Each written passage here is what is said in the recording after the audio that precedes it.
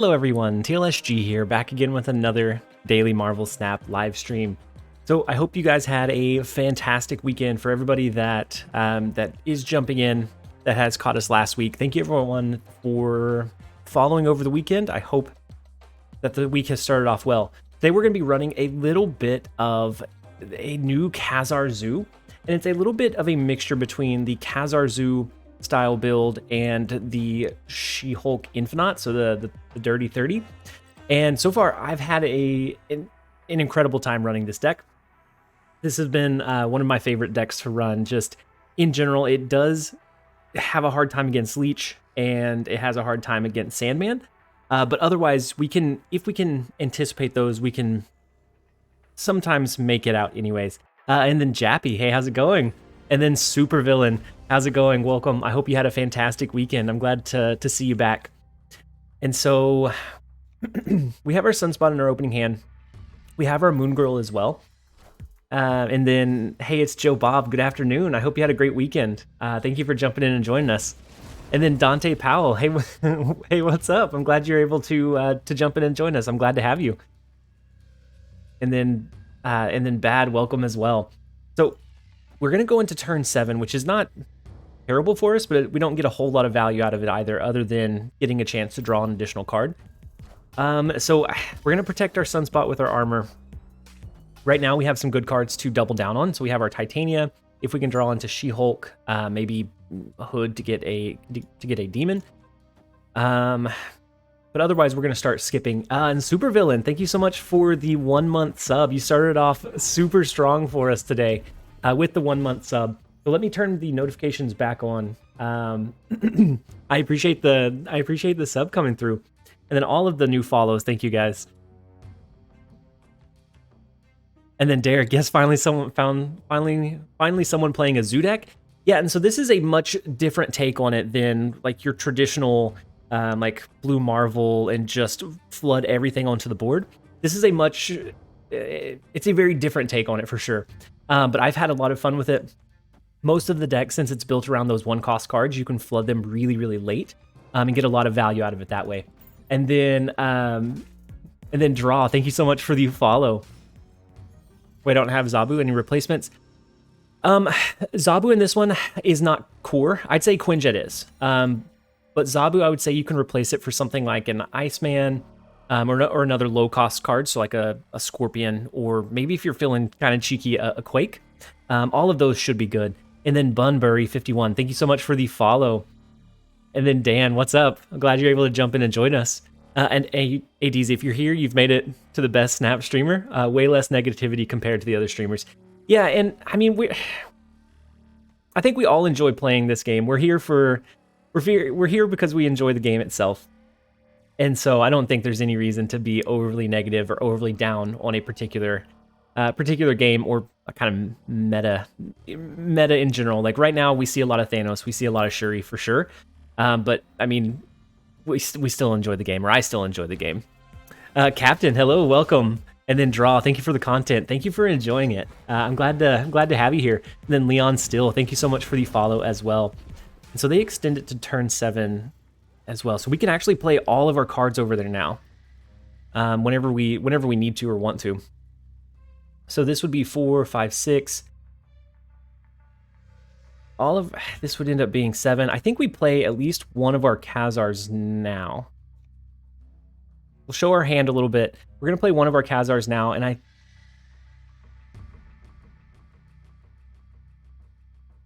now we'll go ahead and play both. So that way we can maybe do a Chavez and a Titania on the last turn. We can throw our Rock, which is going to be 2 power. Can you go on Snap? Can't go on Snap Reddit lately. So much complaining. Yeah, and I get it. Like Shuri and Thanos being in what feels like 70% of decks in the higher end is frustrating. But I don't think there's any point to like continue to just like push that negativity. I try and come up with different ways to build that's not utilizing those cards. And if we can make that happen, then it's a fantastic time. So they pull over 2 of our cards here, unfortunately. They win in the left lane. I think we can outpower them in the right, or in the middle, but I don't know about the right lane. is our concern. So they didn't skip last turn.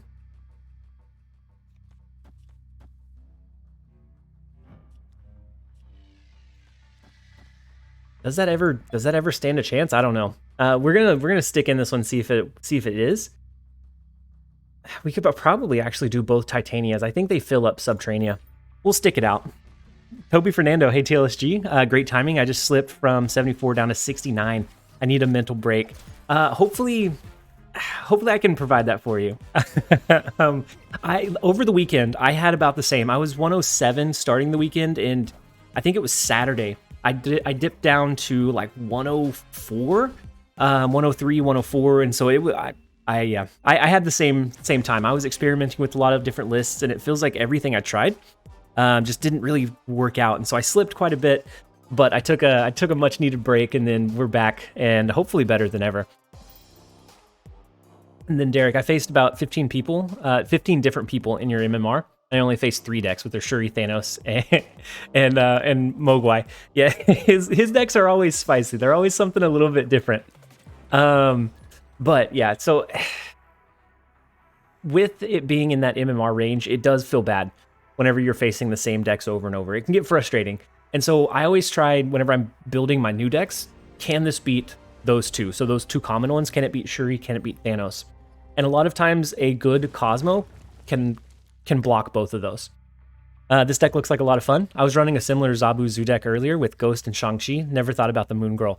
Yeah, so I actually didn't come up with the entirety of this deck. I was running a deck into like a small Snap Clash tournament, which is just like 8 people facing off, and I got absolutely destroyed by this deck. And so I recreated it from what I could remember and then made a couple of tweaks of my own. And so far it has been phenomenal. I really like the spice of the Kazar Zoo element to it. I think it really adds to the deck overall. You're playing Lockjaw Zoo with Iron Man. I just don't care anymore. Sometimes it gets that way. Hey, welcome. It took you long enough. And then Shadow Nugget, thank you so much for the Prime sub. Very much appreciated. We have had some insane support over the last couple of days, last couple of streams. And so if you do have a Prime sub laying around, they are always very much appreciated. It helps you make sure that you are ad-free on the channel. And then I'm working on getting a couple of other extensions to kind of make use of like our subscribers to have some different interaction there. But is there a leaderboard in Snap? Not an official one. So right now, the only leaderboard that there is, you have to be running a particular tracker, and so it's in no means accurate. So we're not going to be able to play into the Crimson Cosmos. We do have Moon Girl. We could play a Sunspot and Quinjet over to the left. That would allow us to play a Sunspot over to the right as well. And then we could play our free Ant-Man over there. We could do a couple of different things potentially. Are they running a deck that can buff up their rock in mid? If so, then they may have us here. But I do think it's worth at least sticking around to find out. So 1 Quinjet would make this Ant-Man free, this Sunspot free, and this Quinjet free. So we can always do Sunspot and then flood the board on the last turn. Evil Bart, hello TSG, finally managed to catch your stream. I hope it works for you. I'm glad you're able to catch the stream. Hopefully you're having a fantastic day and you had a great weekend. I'm glad that you're able to jump in and join us. So actually, if we skip here, our rocks get destroyed, right? That's not bad. The debris gets a lot less value with Collapse Mine on the board. I think we play just our Sunspot and we skip the rest. We can do our She-Hulk and maybe our Ant-Man over to the right on the last turn and hope that is enough for us. They said Kang will be... Yeah, Kang is going to stay at Series 5.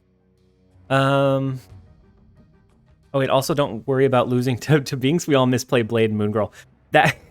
Toby, I don't know if you watched the one that was on my channel, but oof, both of those were very close, very devastating games. And I think in a live environment, I think I do a little bit worse than like really being able to think out my plays. But it was definitely a win well earned. So we skipped here. No, we didn't skip here. We played our Sunspot. Oh, that feels bad. Whoops. Well, at least both of our Sunspots will get quite a bit of value. We're going to play our... we can't play our She-Hulk because she's 1 cost. Unfortunate. So this would be 9 power. This is going to be 0 cost for 4. and then we still absorb 6. So we get 1 additional point of power over in this right lane, and then we get 6 more in the left.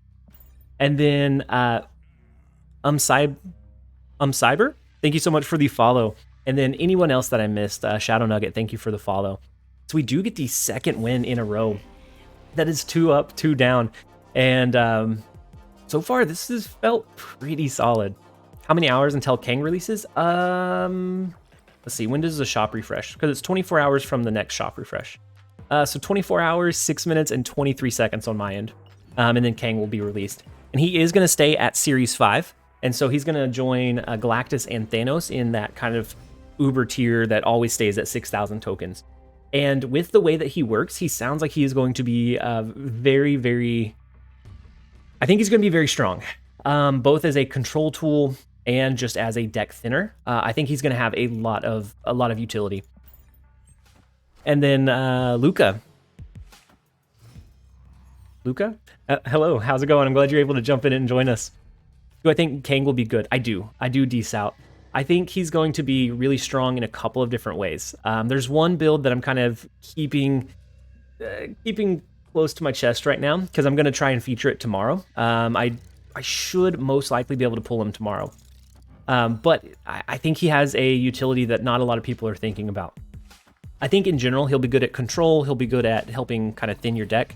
Because I believe they said if you use him on the turn that you draw him, then you will, I think it's you redraw. And so if so, then you thin your deck. If not, his utility won't be quite as good. But outside of that, I think he has a couple of cool applications.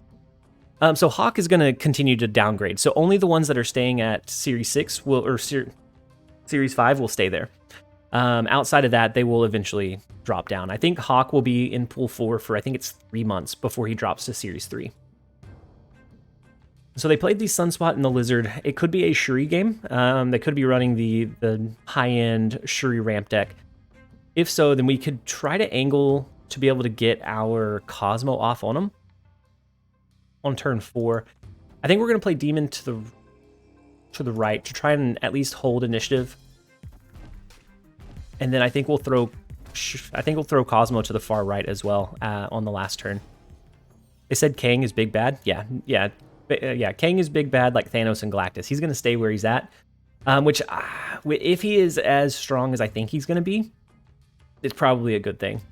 I'm going to use Cosmo to the right just in case they are going with like the Shuri style deck. And if I was them and I was going Shuri, I would play the Shuri over here, because a lot of the versions will still run Arnold Zola, so you want to have a free spot to be able to play those mind games with the opponent. And then Oates here, welcome. I'm glad you were able to catch the stream. Thank you for the follow, and then thank you, Clement CF, for the follow as well. I'm glad you were able to jump in and catch the stream today. I wonder if Kang won't be as strong as we think, because if you play the game at infinite enough, I don't know you... So for me, I don't think knowing what the opponent is going to play is where his strength's going to be. I think it's going to be more of the control that he provides. Ooh, so it's not. I don't know what they're running. The She-Hulk and the Squirrel Girl are interesting choices. We can skip here, do She-Hulk, Titania, and Kazar on the last turn. I'm still confused by the Squirrel Girl, though. Mr. X Ego, thank you so much for the follow. Hopefully you're having a fantastic day so far. Hey TLSG, what's your name? Did you disclose it? I always call you TLSG, but I don't know how to call you properly. So my real name is Justin, and so I've disclosed it. Surprisingly, not many people have asked, but I've disclosed it maybe once or twice before, so I don't mind sharing my name. Spider-Man is big in mid.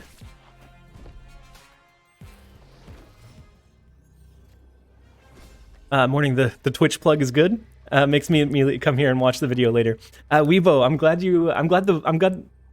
glad the plug worked. That means it's doing what it needs to do. So is it more beneficial to do the Kazar and the Titania to the right? That brings us up to 19, or do we do both of them over to the right or over to the left and just do She-Hulk to the right? We won't be able to win mid. So it depends on where they play their power. I think if I was them, I would play over into the right more heavily. Saw you switch to saw you switch to Twitch. Easiest notification to set. Yeah, ooh, the Electra is not great for us. It does clear up just enough space that they can pull all of our cards over. Well, that's unfortunate. Justin, yep, you wrote it correctly. 4 cards for Lizard. Yeah, the Electra. I haven't seen Electra in so long. And it worked well in this scenario with the arrow, but I don't Dante, I don't know who runs that. We have no idea. But we just have to take it and move on. Marley, thank you so much for the follow. His avatar was Electra, so I mean he gave us the hint. And then Kino, what's up? How's it going?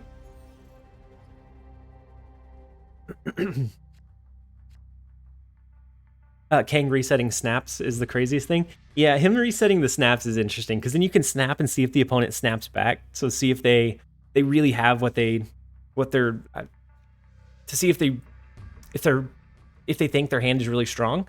I think that's kind of cool information that it can get. So you're going to get a lot of information from Kang. He resets snaps if they happened on that turn. So if you're going to play him on 5 and you both snap on turn 5, then when it resets that turn, it goes back to whatever it was at the start of the turn. And so there's a couple of cool interactions with Kang that I think are going to make him very interesting to play and build around. Yeah, Electra is pretty strong with Sunspot in the decks, but there's a lot of armors as well. And then Mitsuzi, thank you so much for the Prime sub. Very much appreciated. I hope that you're having a fantastic day. I'm glad to have you here as part of the team. The support from the transition from YouTube to Twitch has been phenomenal.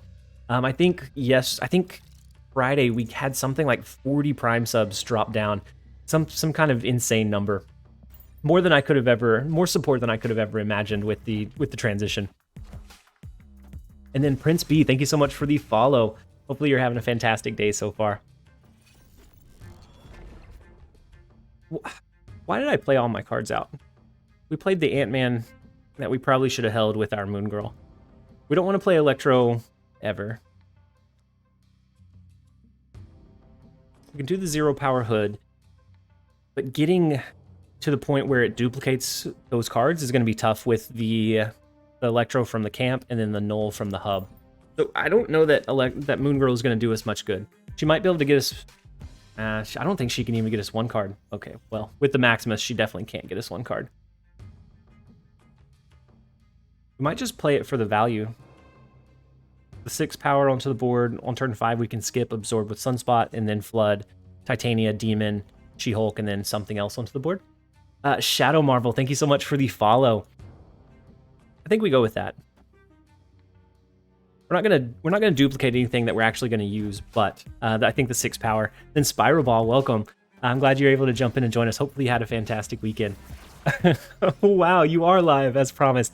I am. So I released the video with the intention of going live like shortly after, so that anybody that followed the plug over can catch out the stream, or can catch the stream and hopefully enjoy that and then watch the video later. I'm having quite the quandary. I have Galactus pinned, but forgot Kang is tomorrow, and my 6K is now burning a flaming hole in my pockets. Yeah, that one's tough. I don't personally like Galactus playline all that much. I think Kang will be a little bit more flexible, especially as we continue to build him. But with that being said, it could be that we're just overhyping him in our minds, and that he turns out to be kind of bad. And so I don't know if I would. I don't know. You could take out something if you think you're going to enjoy Galactus. Maybe it'd be more worthwhile to go with that. But I personally don't find the Galactus playline all that fun. So if they have an arrow, they beat us. Otherwise, I think we might be able to hold our own. They probably have a death and something else, right? We'll see if the arrow comes down. Typhoid Mary is an interesting one. Double Typhoid Mary, wow. Timothy Cooler, hey TLSG, first time catching the stream after the switch. Hopefully you're having a fantastic day. Hopefully you had a great weekend. And I'm glad you found us. I'm glad you found us and the stream over here. I'll probably give it just a few days. Yeah. Yeah, so I plan to buy him when it first comes out. I'll do a video on the day of release, and then probably either a night stream or a stream kind of midday on that next day. And so I think we'll be able to see it a little bit more in action to see if it's actually worth 6,000 or if everyone's just like really hyping him up in his mind or not. If they ever nerf Arrow out of the meta, Galactus goes way up. He does. Cosmo's still a good counter, and then I think if they nerf Arrow, then Polaris. I think Polaris starts propping up a little bit more often because a 3 cost 5 power is still good and can disrupt Galactus a lot of times. Only one. How's it going? Welcome. I'm glad you're able to jump in and join us. This one's actually working out pretty well for us. Do you have Shanna? I do. I do a DZ. I have Shanna. I haven't used her all that much. I think she'd be decent in this one, especially with the Zabu tech. But I don't know if it gets too heavy-handed or not. And then APOC, hey, welcome. It took you long enough. Coming in with the Prime subscription. Thank you so much for the support. That pushes us up to 4 already for the stream, which is insane. So if you guys have Prime subs laying around, they are always good. We will always take them here. It helps you get no ads on the stream. And then I'm looking to add a couple of other benefits for subscribers, and it helps support me and my content. Also, I don't know if Kang is going to be series permanent 5. He is. Hey, so they said he's going to stay with the big bads up there. And then Only One, thank you so much for the tier 1, which has started a hype train. That brings us to 5 for the day, you guys. The first day, I was a little bit in disbelief with how well the transition went and just how positive and accepting you guys were that I switched from streaming on YouTube over here. It has been such a crazy hey, welcome. It switch. Took you long enough. And then Kino 3200, thank you so much for the Prime sub as well. Yeah, you get the emotes as well.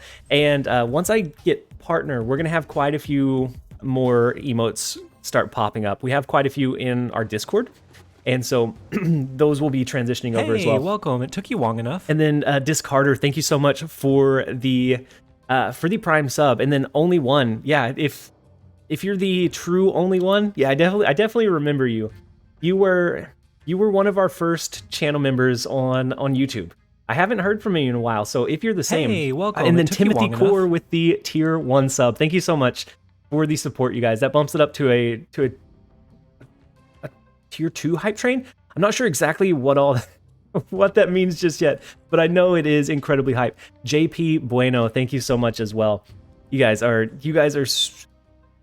I can't thank you guys enough for how welcome. It took you long enough. How well you have let this transition be.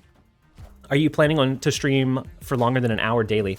I believe that's what it says on the schedule. Yes, Evil Bart. So I've been, so it's a little bit tricky. So I was streaming just during my lunch break, but I've started shifting it, and I know that a lot of streams do better if you can stream for longer. So I've started shifting some of my work I have a full-time job as well. I've started shifting some of my work responsibilities and doing them before I actually start for the day, and then doing some after I end for the day, so that I can have a good chunk of time to stream. So I want to stream about 3 or 4 hours on most of my stream days, and then eventually I'd like to do more. But that's the ideal kind of start goal, anyways. And then Strawberry, we did move to Twitch. There was just some strife between launching a live stream. So like, I just released the video on YouTube, but if I decided I wanted to stream, I wouldn't be able to do them without kind of cannibalizing the video's performance. And so I like the flexibility of being able to just launch a stream whenever I want to. Ooh, so they have the Brood, the Mr. Negative. This has to be the like Wong Cosmo version. Took you long enough. And then Evil Bart, thank you so much for the tier 1 sub. And then Strawberry and Dino Nugget, thank you so much for the follows. And Central Burke and Mr. Shala, I missed your follows, but thank you for those as well. We're gonna play Moon Girl over to the. Oh wait, it's turn 5. We might just do. Hey, welcome. It took you long enough. Strawberry, thank you so much for the Prime sub as well. That brings us up to 11 for the day. That continues the hype train. Right now we're setting the record. I didn't think we'd ever get back up to the hype train we had. You guys are insane. Any sub for Titania, I'd say maybe another 1-cost card. So like a Iceman, it's not as good. Titania has a lot of great value from being doubled, and then from being doubled and then being able to play both on the last turn, just for that like really big power push for really cheap. So if I didn't have her, I'd go with some kind of disruption. So like Iceman or maybe even Cord.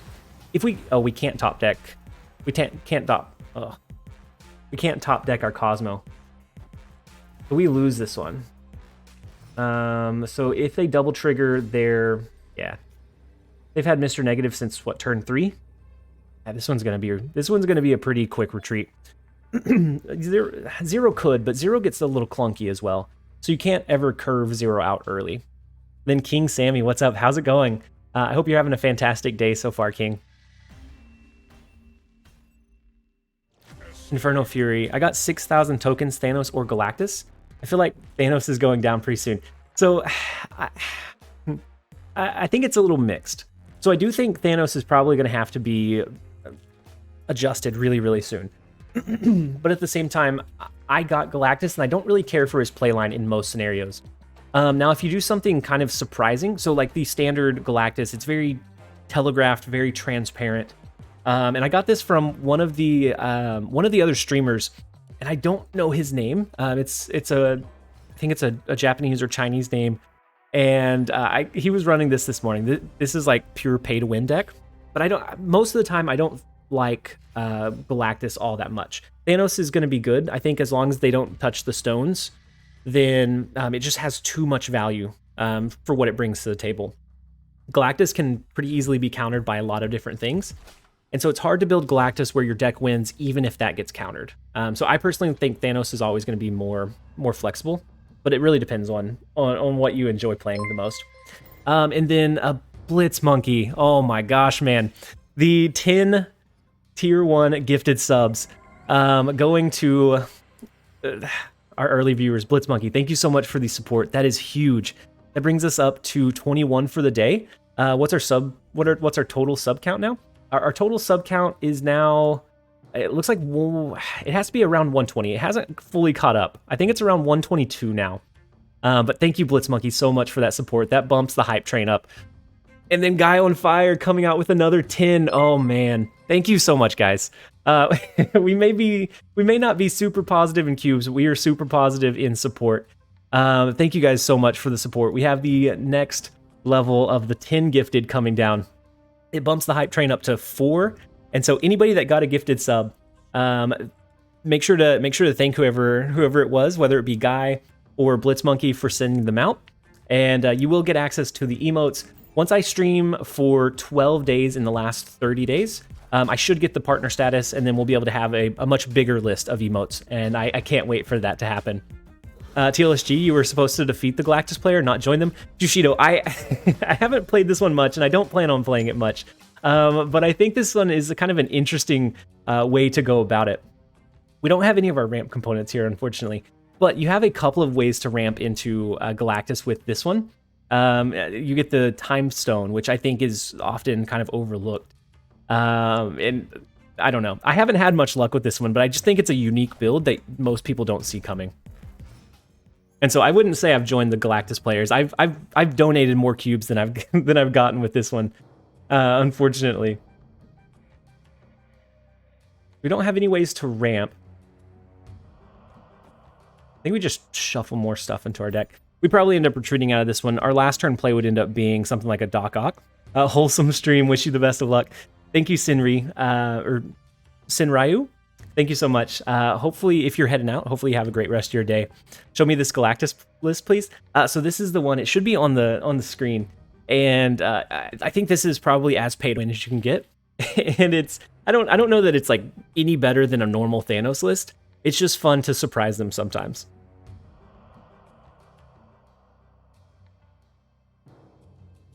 And then thank you guys again for Guy on Fire and Blitz Monkey. You guys are absolute legends. One after another. It brought, for the person that asked, it brought our sub count up to 132. And that's in the last week that I've been streaming over here. The wave deck you posted recently is really helping me to get some cubes. That's huge. And so I try to do a big variety of accessible lists. So pay to maybe win sometimes. Yeah, yeah, Dante, that's definitely the way that this one goes. I try to do a, oh, this is a partner push. Yeah, so once I have 12 consecutive days, I should be partner. I'll have enough hours streamed. I should have enough consecutive viewers, I imagine, and we'll be able to bump up to partner. We'll be able to get a whole bunch more emotes and all kinds of cool stuff that comes along with that. So do we lose heavily here? They always play in a Strange Academy, right? Like there's never a scenario where they just don't. Destroyer would destroy our hand. We're gonna lose this one anyways.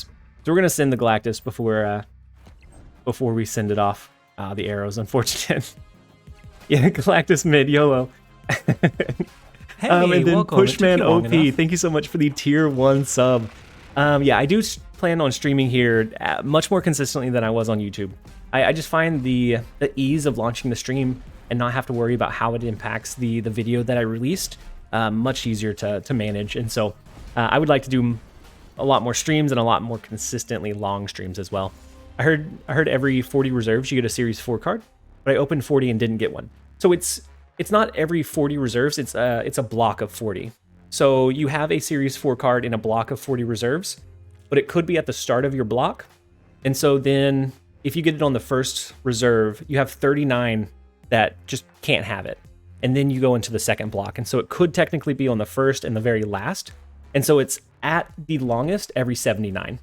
So it should average out to 40, but at the latest it's 79 in between, which feels really bad. I'm not a huge fan of that gap, but that's kind of where it sits. Is it 78? I thought it was 79. Oh, I guess yeah. If you have it on the first one and then the last one. I've had a gap of 73. Yeah, I've had a lot of like 60, 70 gaps, and they always feel so bad. Opened mine a couple days ago, Agent Coulson. Agent Coulson's not as bad as I thought he was going to be. I gave him a lot of crap whenever he first came out, but he's not anywhere near as bad as what I thought he was going to be. He definitely has potential. You're still waiting to get Sentry. So I pulled Sentry recently. I've been testing it with a Valkyrie deck, and it's decent. It just doesn't quite hold up to some of the crazy stuff that's out there right now. You just got out of Series 3 for the second time. That's huge. That means you're all caught up. Hey, we finished off our level 3 hype train, so we got a level 3 hype emote for being there the first time. That's huge. And then Hayes, thank you so much for the follow. Resident Brand, Nathan, and Seox, thank you all so much. We're going to play the Soul Stone, try to get into one of our ramp components. If we can, then we can play an early Galactus. So we have 3 ways that we can do that, whether with the Time Stone, the Psylocke, or the Wave. And we don't get any of them, unfortunately.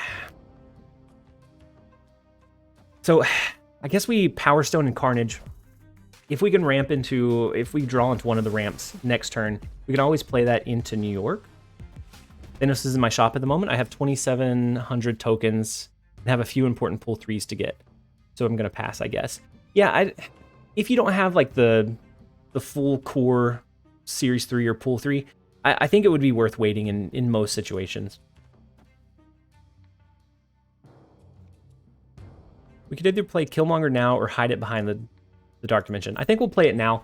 If we draw into our death, we'll be able to play both. This is going to be another one of those that it's not Galactus games, unfortunately. We don't have one of our ramps. I think we just pull their stuff into mid. I fell victim to the ultimate variants. Oh no, Kraken! They're sucking your tokens. I've held off. There's a couple of really cool ultimate variants that I've eyed, but I couldn't bring myself to spend the 5,000 tokens.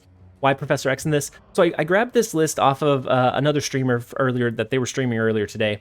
And the Professor X is a consistency piece.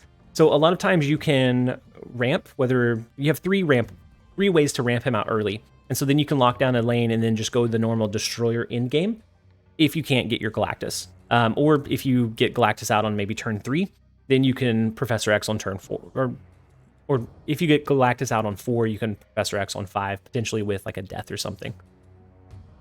Thanos was my first Series 5 pull from a cache after the birthday bundle. Insanely fun archetype. Fullbringer. It is really, really fun. Unfortunately, it's getting so popular that it's sucking the fun out of it for some people. But I do think... I wonder what we pull here. Do we pull... No, the Shang-Chi's unfortunate.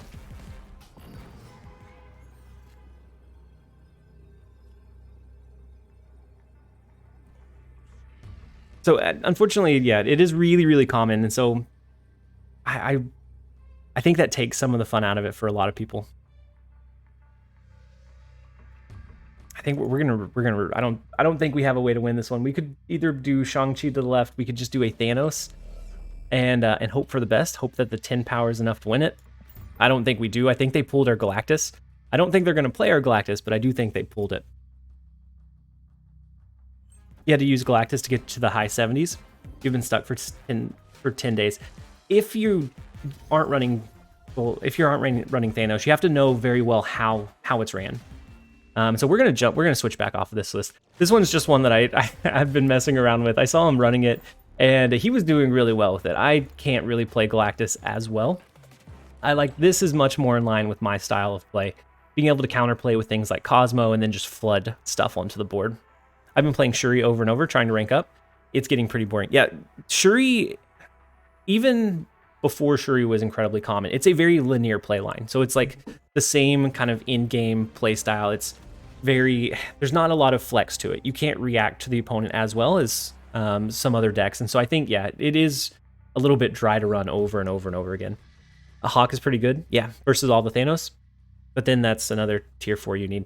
That's true. I featured a Hawk deck yesterday because the rocks add so much disruption to them that, like, even if you don't draw your Hawk, they could flip into a couple of the rocks with their lockjaw. It makes it less consistent. And then just Hawk himself is incredibly strong. And so I agree that he's good against it. Yeah, Leech coming back is a little bit scary. I wish Dara had not pumped up the leech arrow again, but we're starting to see it crop up. I think I'm a little bit better equipped to handle it this time around than I was last time, but still, it's not like I ever enjoy getting leeched. I think we're gonna cycle our Cosmo here. If we play it into middle, it gets turned into a symbiote on 4. But if we rotate it, we clear up some space. We can do Moon Girl next turn. We have the She-Hulk, the Demon, the Ant-Man to double down and lean in on. As soon as Dara posted that video, I saw the deck at least 4 times last night. Yeah, Leech has definitely very consistently started cropping back up ever since he posted that. I don't think it's as strong as the Leech Leader whenever that one first came up. And then Empire of Light, welcome. I don't think it's as strong as the Leech Leader, but certain decks, it always just dominates them. Like, they just don't have a chance a lot of times. I think we're going to rotate here. We can rotate with Moon Girl. We have decent chances to pull into some good cards. We have Sunspot. Titania would be our worst one. Other than that, we're okay with whatever it flips into. And then that will let us skip on turn 5. I think Sunspot would be our most ideal. And then Benny TTV, thank you so much for the follow. Shuri decks like a good Legion. Yeah, the Shuri decks doesn't seem to hurt them as much. Loving the consistent Twitch streams. I've been really enjoying streaming over here on Twitch. Between all of the support from all of our viewers switching over to just some of the functionality that Twitch has that other like the YouTube streaming didn't. I've really been enjoying streaming over here. Like, over the weekend, I wanted to launch streams, I just didn't have time, and so I was like itching to do another one. It seems hard to calculate what a 1 energy cost discount is valued at. Sarah seems obvious, but Zabu seems interesting. Yeah, and so Sarah, a lot of times, like, you can still flood a lot, but since it's so late in the game, there's not as much time to react. So I like Zabu for being able to more flexibly drop like our Kazar or our Moon Girl, but I don't think it's as like you build your entire deck around the 4s. I think he's still very, very strong, just not as strong as it was before. Can we ever beat that? If they do, I mean, if they do a Taskmaster here, then they just double up on it.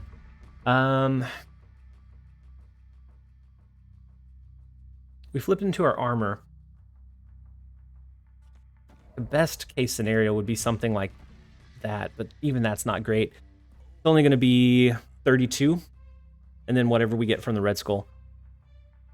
So if they have their Taskmaster, we lose this one every single time. Sarah's Zabu decks will be interesting. Oh yeah, in April with Hitmonkey.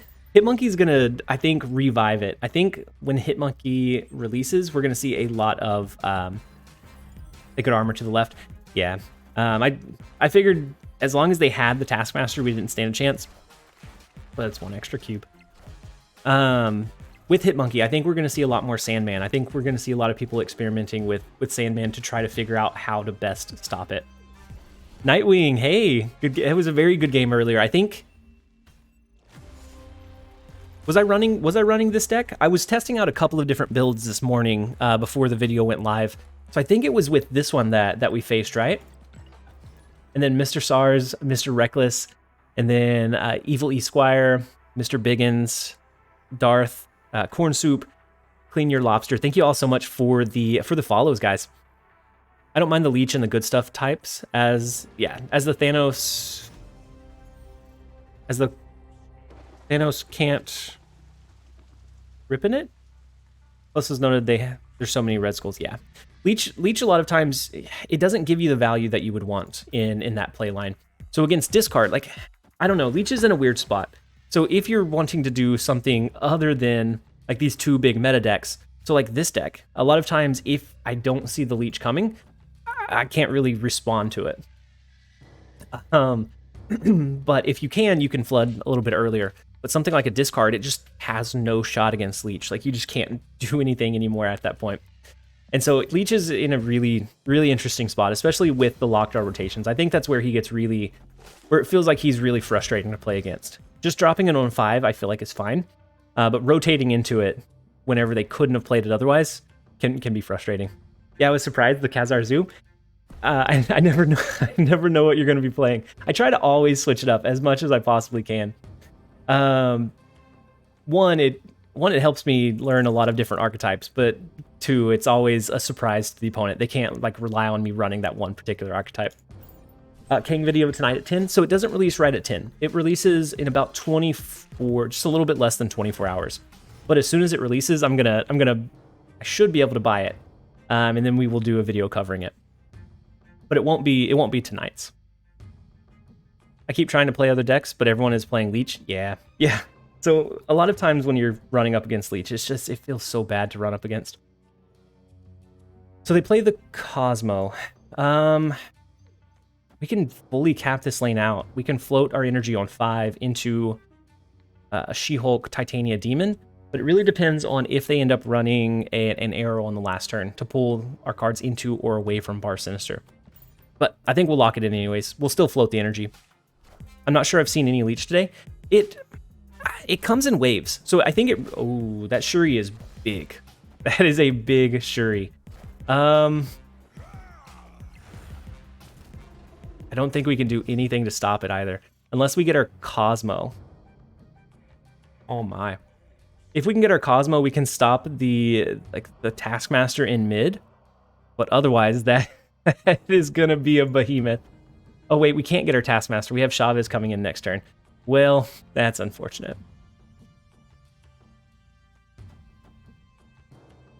We're going to give them the satisfaction. We're going to let it come down, and then we'll retreat out. Oh, man, that's unfortunate. Wait, okay. So they skip. They have the She-Hulk. I'm not going to let them have the satisfaction. That would cost us 2 extra cubes. I gave you 1 turn, Glock. That's all you get. As soon as I see a bunch of Leech, I go back to playing my Sauron Shuri deck. Yeah, so... Yeah.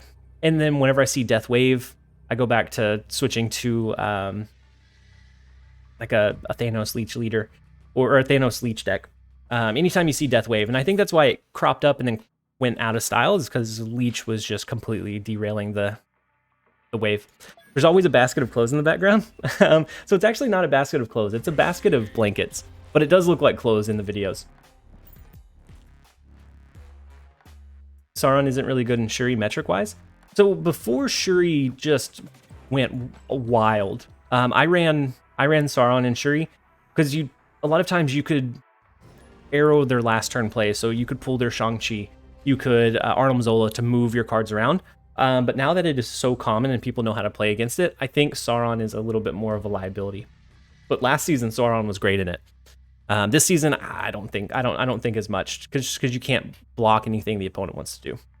The blanket basket is as essential as the all rights. It is. I think at this point it's core. Like you can't have a video or a stream without it. I'm running Storm with Quake and Shuri Captain Marvel. So I've tried the Shuri Captain Marvel, but I didn't think about running Storm and Quake. I think that's kind of fun to see. Does it ever become clunky deciding between Captain Marvel or Red Skull? Or do you normally just double down on your Red Skull and then play Captain Marvel? Is that like last turn play? You have your computer in the living room and not in a gaming room? I do. So I did have it in like an office space, but it was really hot in there. And so I had to move it out into open where it has better air conditioning. How's your dog? All 3 dogs are doing well. 2 of them are hanging out outside, and the other one is sleeping on the couch right now. This season he isn't as consistent, at least in my experience. Which one? Sauron? If so, I agree. Last season he was good. This season, not so much. What do you do for work? I do data analytics. And so it's writing a whole bunch of queries and formatting data into digestible bite-sized pieces for our leaders to be able to quickly look at and assess the health of our operation or organization or whatever it may be that we're focusing on at the time.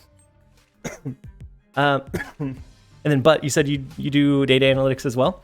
I feel like a lot of people, well, it could just be that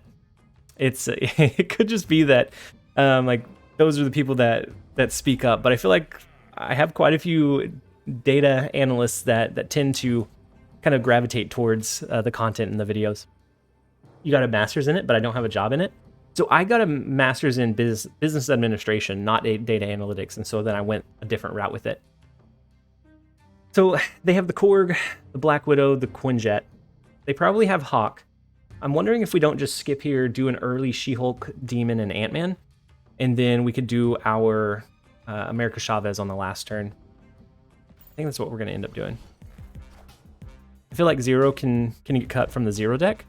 He never really fits. Yeah, some games he's okay, but it's not like he just makes or breaks that deck a lot of times. And a lot of times you don't want to run Ebony Maw with the Zero, which is where you get a lot of the value. Ooh, no, we don't want to do Moon. Actually, we could do Moon Girl. We'll double down on the demons, the Ant-Man. We can do a nice push.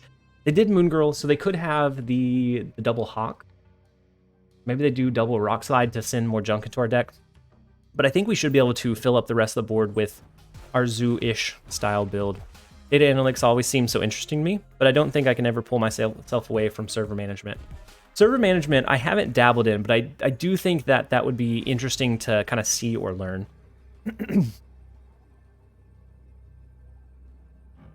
They have the Sunspot that absorbed 4 energy last turn. They could have 2 She-Hulks as well. Are they running a very similar build to us, but just runs the Korg and the Black Widow?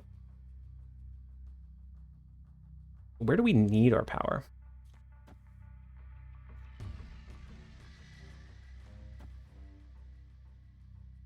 They can't do She-Hulk here, so I don't think we get a big push in the left lane.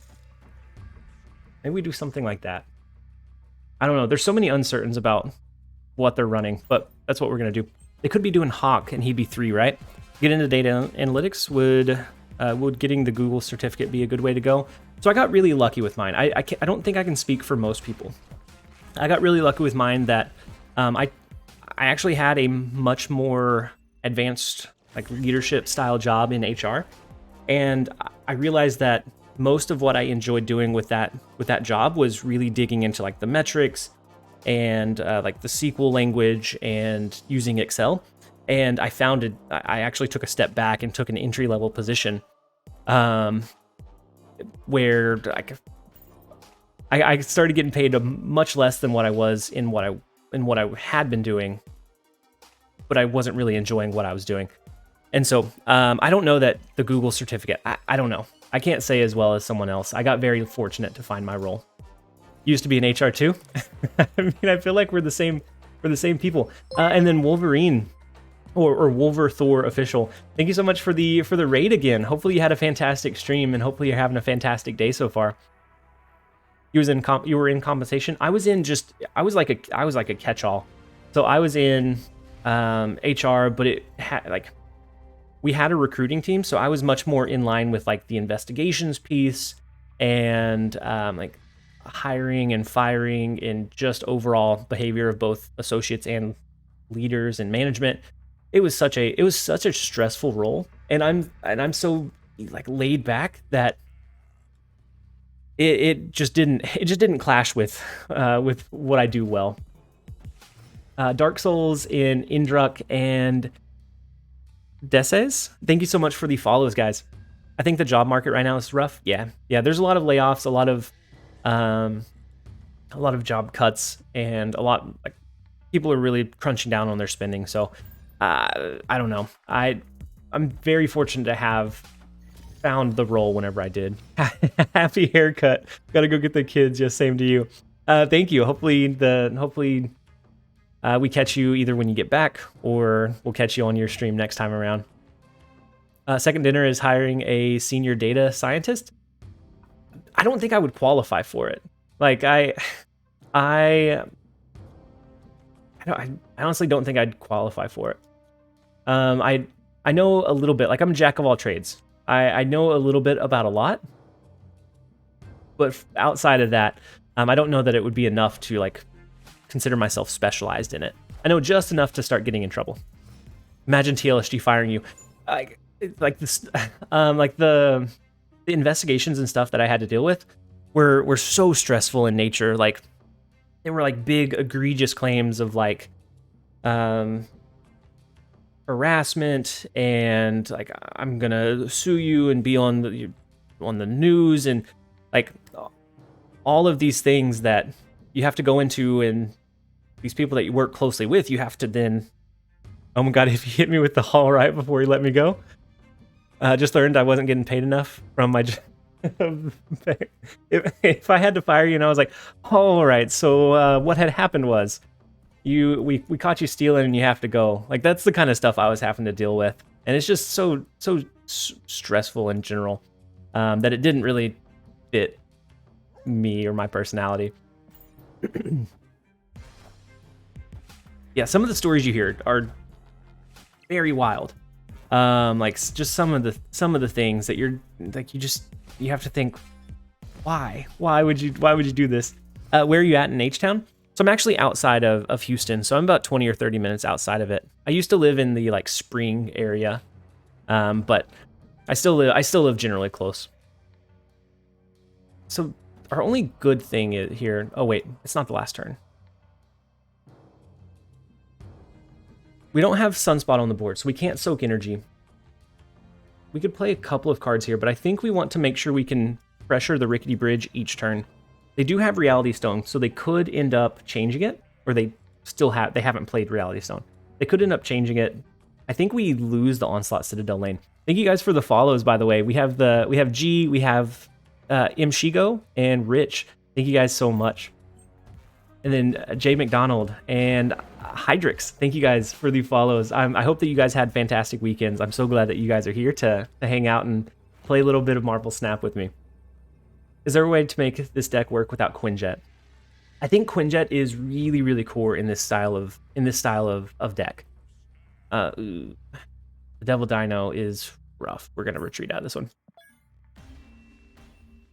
I mean, you could put Hood, but Quinjet gives you so much reduction whenever you duplicate your cards. So like your demon, if you had Quinjet, it's already free. The second one's free. The second Titania is free. The second Ant-Man. You could just really flood all of that stuff onto the board. And so I don't think this one you could cut Quinjet. You could cut Zabu, but I don't know that you could cut Quinjet. Do you know when the new bundle comes in? How's it gonna work? Today's the last day of the Mr. I actually don't know the timings of the bundles. And Boosty, hey, how's it going? I'm glad you were able to jump in and join us. Rich, is there a way to make the... Oh, wait, I already answered that one. My bad, Rich. I was about to answer you again. Quinjet needs to have the text minimum cost 1 like Sarah.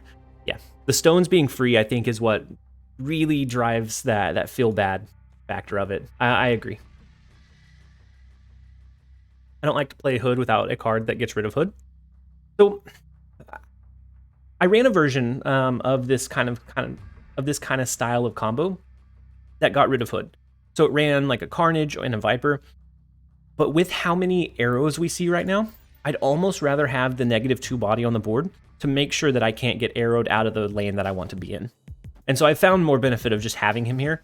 Plus the Kazar, if we have 1, he's only -1. If we have 2, then he's just a flat 0. And so I don't feel like he hurts us as much as in like some other decks. Are we prepared for next month's Shuri into Nimrod into Zola? Shuri into Nimrod into Zola, or Shuri into Nimrod into Galactus, or all kinds of like outrageous plays, ghoulish, are going to be so scary. And I don't think I'm ready for it. I do not think I'm ready for it quite yet. So they have the Nova in mid. Do we grab, we don't grab initiative here. So Car's going to pull into one of our cards after this. I think we just hope that it's Demon. We're going to play our armor into Stark Tower to try to protect their Nova. It pulls our Demon. With the text, Quinjet works with the shield characters, and I figured that's what it was mainly for. Yeah, Quinjet works really well with like Moon Girl and the shield characters. But I think with just Thanos, it just makes it so strong. The board space is greater than -2 because of Arrow's cool perspective I never thought of. Yeah, so somebody in one of the comments of one of my recent videos mentioned that, and I really hadn't thought much about it before that either, but it makes a lot of sense. Being able to make sure that, you know, they can't pull your key play out of that lane, I think is a big reason to just have it on the board. Maybe combine Nimrod with Null for maximum. Yeah, there's going to be so many ways to build Nimrod, and I think it's going to be so scary. I think we're going to see a lot of Cosmo and a lot of armor because of Nimrod. Is this your brew? So it's partially my brew, partially a brew that I got absolutely destroyed by on the ladder the other day. Making the stones start in the deck would fix the stones being free. I don't know, because then you could still top deck it and just start cycling them. It would help with being able to have such a heavy curve because of the stones. So, but it would also give you more consistency to draw into your lockjaw. I think that might even have issues of its own.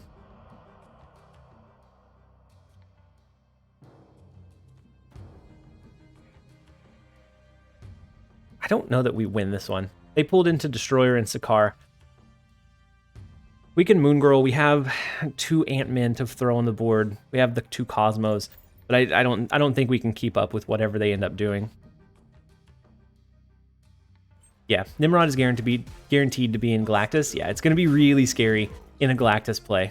I think we're going to see a lot of like brews with that, and with Shuri and Arnim Zola, and just some really crazy stuff.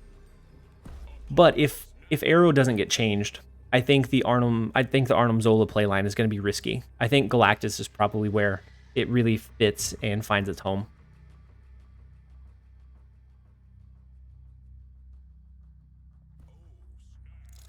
And then thank you, NVH, for the follow, and then Brayden, RV, Roby Guru, Oysterfall, anyone else that I missed, thank you guys for the follow. The support is absolutely massive. Have you tried Toxic Sarah? It feels kind of good, actually. No, I've seen it floating around, but I haven't actually tried it or played it. So outside of, they haven't destroyed any cards. Outside of Death, do they have anything big here?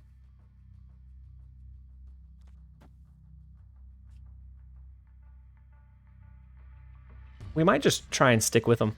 Hey TLSG, following your channel for a long time, but first time on a stream. Love your energy and sincerity. Good luck with the games. Thank you so much. I'm glad that you're here. I'm glad that you found the channel and that you've been enjoying it.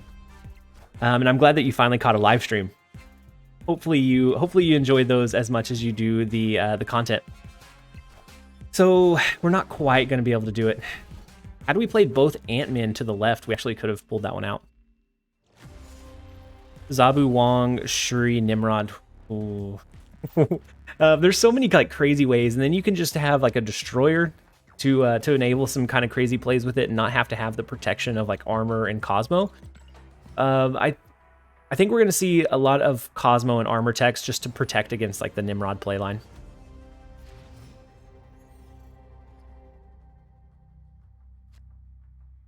And then 13, I caught another live stream. Amazing content everywhere. Thank you for being here. I'm glad that you're so excited that you were able to catch one. I'm glad to have you for sure. There will be risk of getting 2 Nimrods in Galactus location. Isn't that too crowded? Not if it's a turn 6 Galactus. I think if we're still using like the ramp style of Galactus, definitely. But if we're doing the Destroyer, Goblins, Galactus, and we just aim to use Galactus on turn 6, I don't think it filling that location is as big of an issue. I think it's a little bit more flexible and less all in on the Galactus playline, but I think he's going to be really scary in that. Shuri into Hobgoblin or Shuri into Nimrod, then Galactus. Yeah. Yep, I agree. It's going to be very scary to see. So we have the Moon Girl we can play next turn, depending on what they're running and what else we draw into. I just beat Shuri when they got the nut draw with my with your So deck without Iron Man. That's huge. We drew into She-Hulk, so we definitely want to double down here. I don't think we lean in with the Ant-Man though. I think just the Moon Girl, and then we can do She-Hulk, Ant-Man, double Cosmo. Which it looks like they're running like a Destroyer deck again. We might not want to do our Cosmo, depending on what and where they play. Ooh, we're actually going to move out of the Bifrost, right? That's actually not great for it. Or we're going to move out of Kiln because of the Bifrost. Oh, with your Zoo deck. Oh, that makes more sense. I was trying to figure out what So was.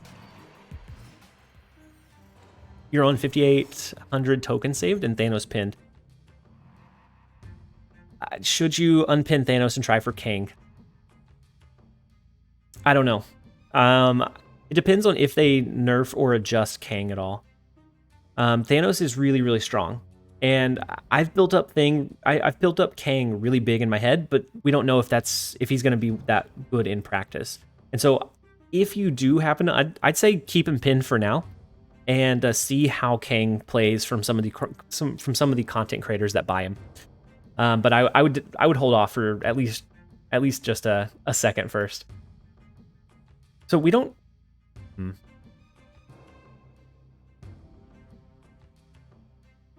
We can never flood enough onto the board, so we have to fight for Kiln and Superflow. They're gonna have to do the same unless they have a Colossus. I think we're gonna skip, and ooh, the Deadpool coming down on turn 4. We're gonna skip. Next turn we can do our She-Hulks for 1 cost. We won't have to skip going into the last turn, so we can start flooding a little bit of our power early. We might still hold a little bit as well. I'm going for Galactus, but personal preference. Yeah, it definitely depends on what you enjoy playing. Like I have Galactus, but I don't enjoy playing them all that much. And so I don't know. It really depends on what you enjoy playing. I dropped down to 10,000 tokens today, and Kang is tomorrow. I'm kind of panicking. I'm sitting at like 1,300 tokens, Kraken.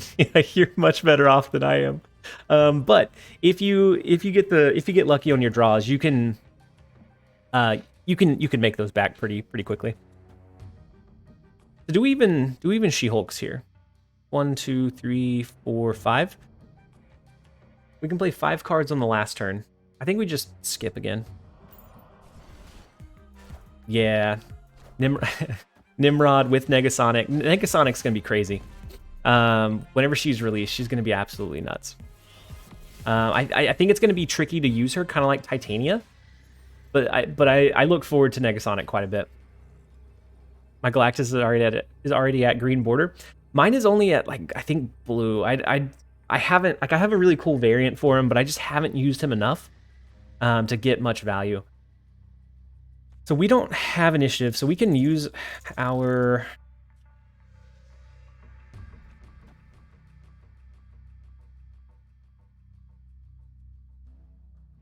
we can use our Titania wherever. She won't bounce back and forth as long as she's the last one we drop.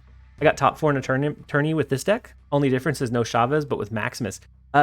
Cheat, were you the one that like very heavily destroyed me the other day? It might have been you. I got most of this idea from somebody I ran into on the ladder, and so then I kind of started putting together the pieces. It may have been you that just absolutely demolished me. If so, I took some inspiration from your build. And so you said no Chavez, but with Maximus. So the Chavez was just kind of like something I thought might be in the deck, but wasn't a guarantee. So do we win the tie? Yeah, we win the tiebreaker here. What do you do against Killmonger? A lot of times you're dropping your power so late that you can lose initiative going into that last turn. And so Killmonger doesn't have as much... Wait, was that a tie? Oh, that was a tie. A lot of times Killmonger... exactly tie. A lot of times Killmonger doesn't have as much weight. Because a lot of times when you skip on turn 5 into 6, you're going to lose initiative anyways. I battled against you in a mini tournament. Yeah, so a lot of the inspiration for this deck came from your build. And so I'm glad that you found the stream, because it just absolutely demolished what I was running. I don't remember what I was running, but I very clearly remember just getting destroyed every single game. So glad that you found the channel. Is Bishop good if you're dropping your cards last round?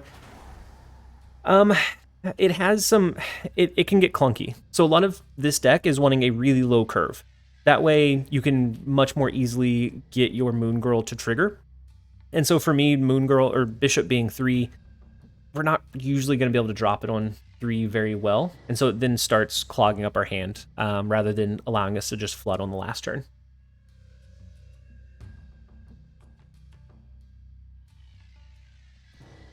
I mean, I don't think it'd be terrible, but I like without it just a touch better.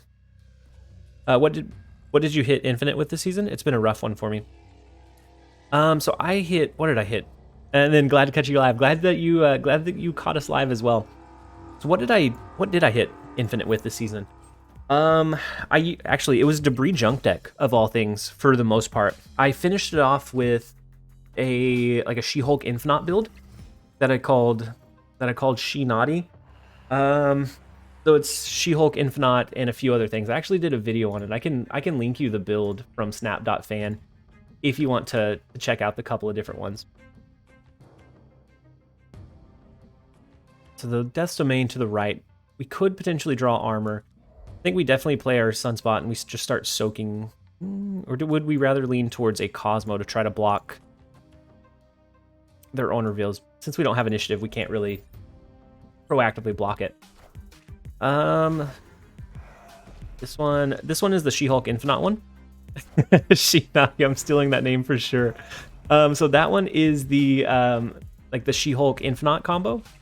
I would probably take out Carnage for Titania in that build, but everything else is very, very solid. And then the junk deck that I use from like 80 to 93-ish, 93, 95-ish is here. We do have Moon Girl. We can double down on our demon now. We have one more chance to draw into our armor. Otherwise, we're just going to hope that we can soak up enough energy to win here. I changed to a version more like this from She-Naughty because all of the reality stones. Yep, and the storms every so often wasn't helping. Yep, I think it put a little bit too much on the line with the She-Hulk Infinite, and so then it hurt a lot more if you got kind of taken by surprise. And so this one you can flood early, or you can save it and then flood all the way on the last turn. I guess we ever double Cosmo? Just make sure they can't do anything big. They got the Space Stone, so they can move it over. I've had such a hard time playing Titania. Jordan, so I don't use Titania as a tempo card.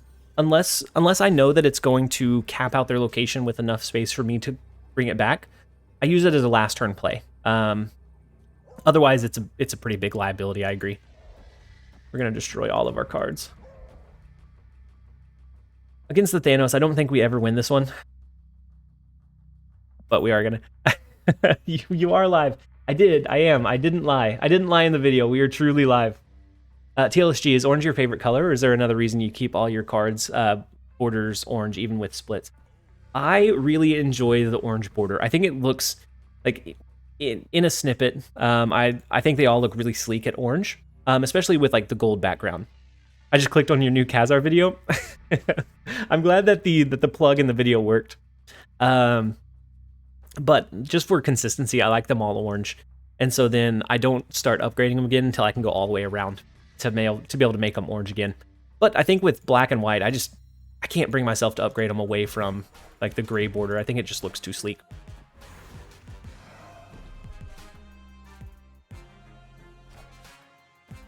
Titania, yeah, Titania can lock the Thanos boards if they have 3 things, because then you can play Titania plus 1 other thing, as long as you have that extra space to bring it back, or you know you can outpower it later.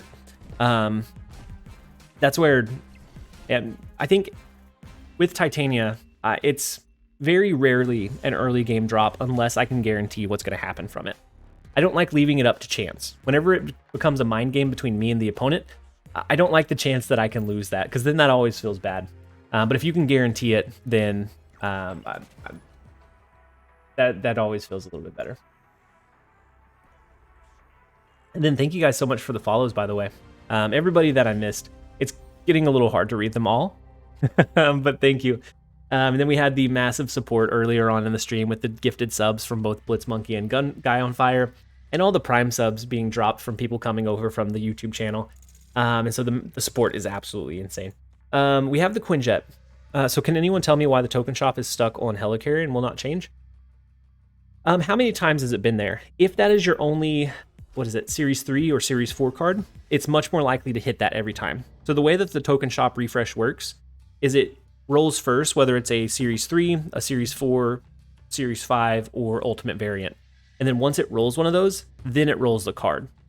And so if Helicarrier is your only Series 3 left, then it's going to be much more likely to pop up. And so I don't remember which one. I think it was M'Baku that was just taunting me every single time as my last Series 3 card a while back.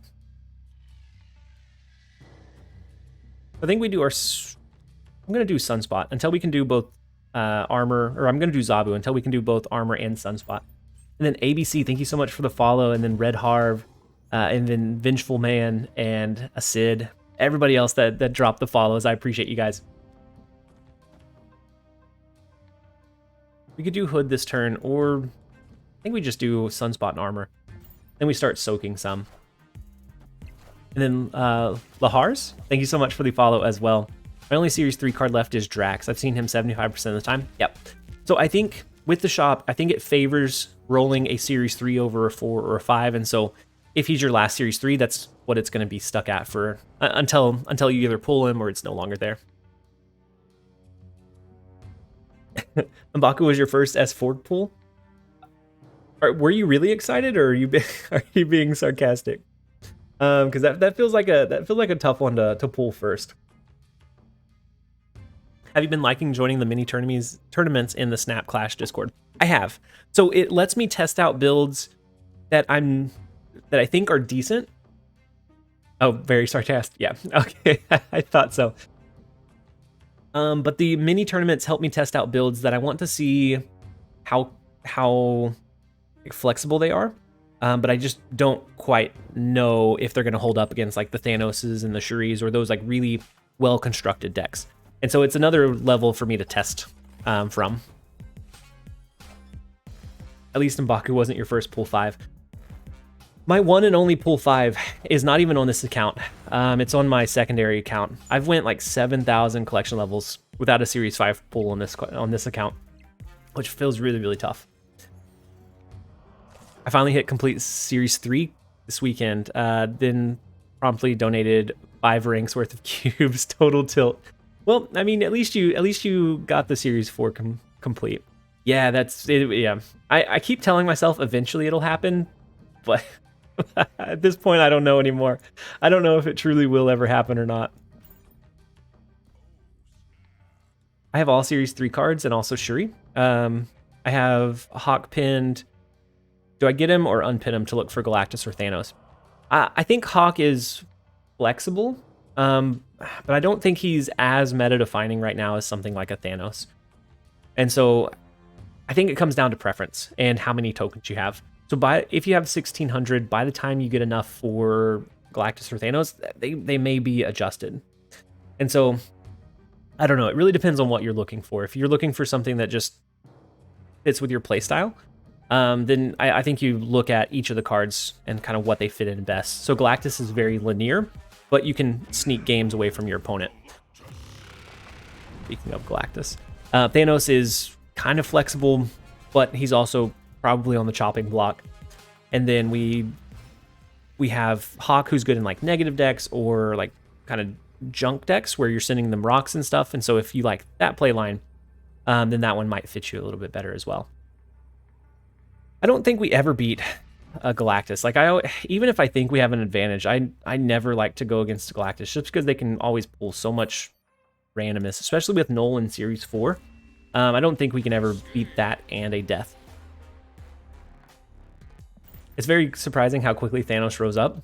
Yeah, so I had started seeing him in tournaments and like a little more like competitive play a little before the Quantum Tunnel, but Quantum Tunnel just kind of like slungshot it into just everybody's like first meta choice, and then the Creator Clash in New York where the different content creators use that.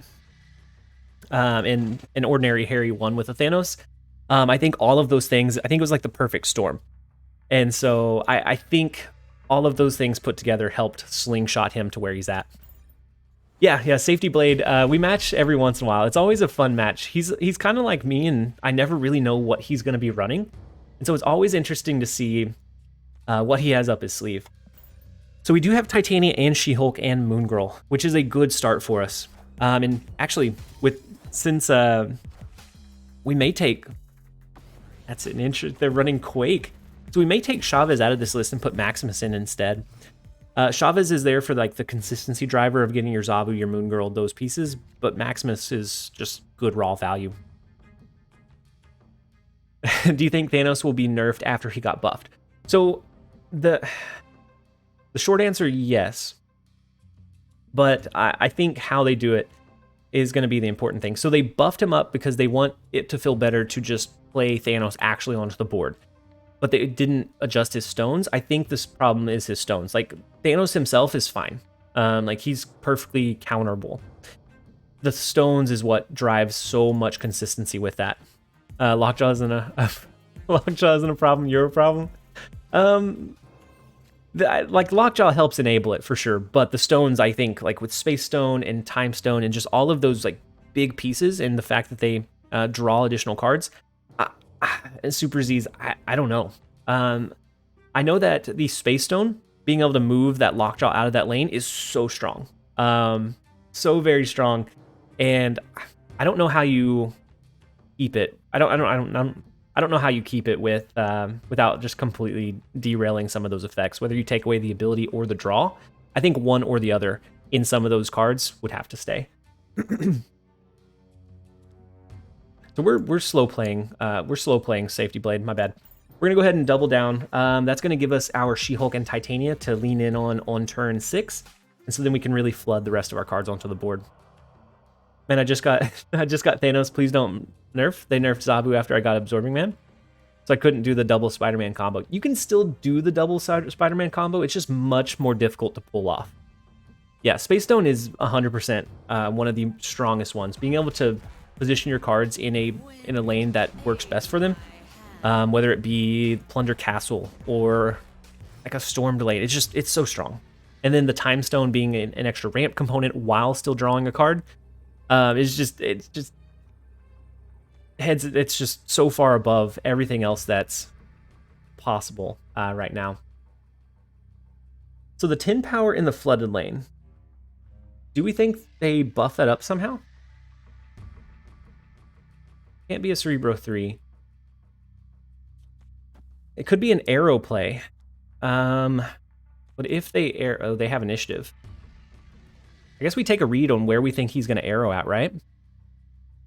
Yeah, I think arrow on the left, and so that's why we fill that one up entirely. I think he wants to fill the Fisk Tower lane. It's either that or he gets inside of our head and arrows right, knowing that we'll play into Fisk Tower. I don't know. This is where we're going to lean. Actually, since the Cosmo triggers after, I think we just do that instead.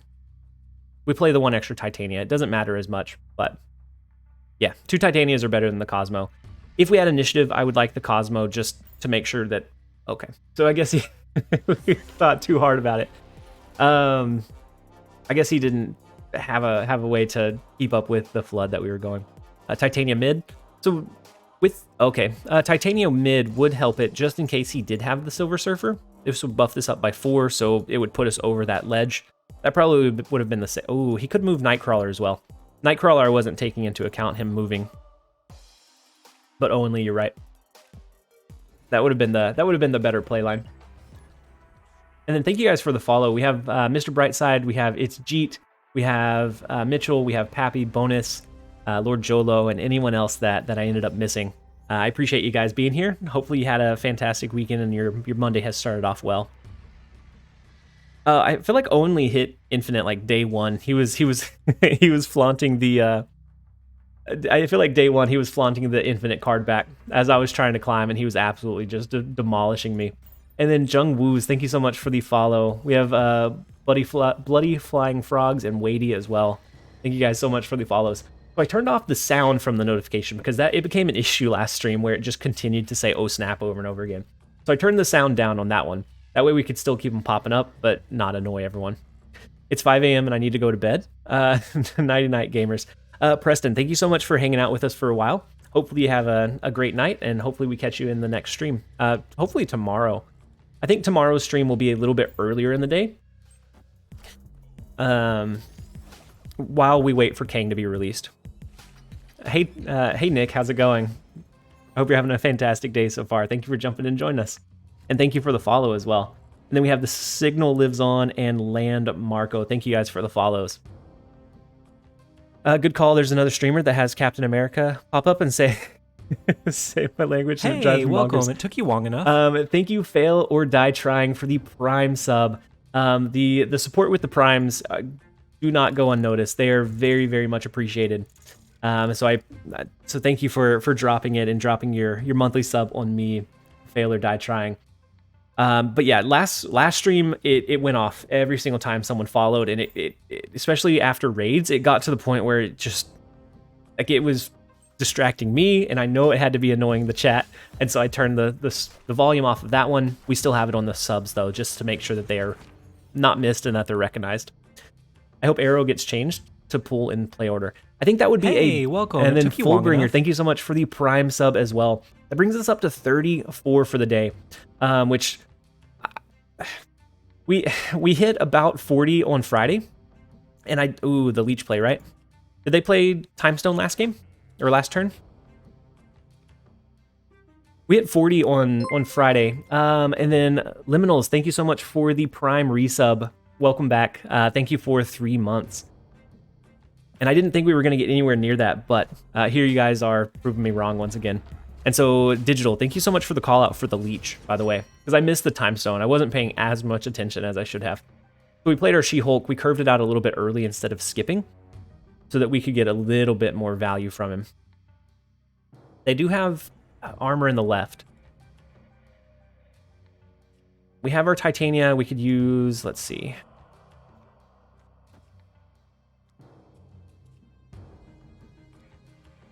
We're going to pull into one of our cards after this. I think we do Kazar and Titania. I was trying to min-max it in my head, but it wasn't working. We're going to let it pull into one of those, and then we can play our Chavez on the last turn. I'm pretty sure I subbed when you were testing out Twitch. Yeah, I think so. I think you subbed with your Prime, and then I switched back over for a little bit, and I'm glad to have you back, though. And we're gonna be here moving forward. This switch over has been much more successful than the last one, thanks to a little help from Jeff and Mogwai for the raids early on, and then the tip from Jeff of making sure to call out your stream so that they know that it's over here and not somewhere else. So it's weird that they played their Kazar into the right lane. So now even if they do Blue Marvel, they just tie it. Spectrum, you're right, Owenly. So the Spectrum comes down. They have, what, one? No on reveals? Or no, they have one ongoing here. So it buffs mid by 2. Left would be 5, 6, 7. We still win even with the Spectrum play. And then thank you, Invisigor, for the follow. And then Carrie-san and Zub. I appreciate you guys. Yeah, the Spectrum play would make sense. But since they pulled into Ghost here, I think it was kind of unfortunate that they pulled into a low power card. They may have been hoping for something a little bit bigger. Like a Blue Marvel or maybe even their Spectrum. Is Spectrum Thanos even any good? He's okay. It's okay. I think it does well against the Valkyrie version, but I think it's a little less consistent than like the tech heavy that runs Leech and just like the big cards to flip into. To be fair, I haven't experimented with the ongoing version as much, just because I think what we have already is just so solid. We start with Moon Girl. We start with Cosmo. Oh, is it Teo Nathan? Is it be careful of batching?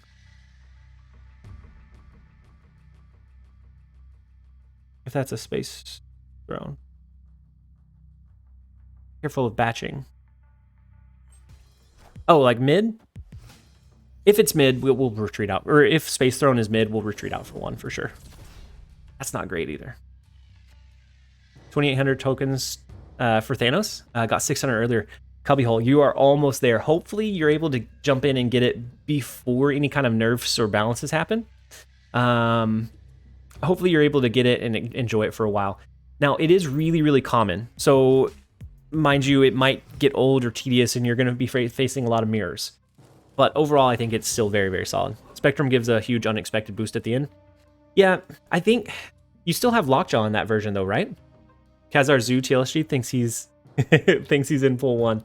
I mean, we do what we can. Do we ever? I think we try for a sneaky Titania here to send it their way. Not on this turn, of course. Let's see. So depending on what and how much they play there. So the Cosmo, so we can't change the Nexus anymore.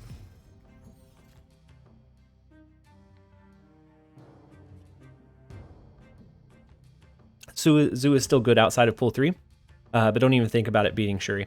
Yeah, without a Cosmo, like a good Cosmo placement or something to block their end game, just a straight like regular Kazar Zoo just can't hold its own. I don't think they play more than 1 card here into the Nexus, so I don't think our Titania does what we want it to do.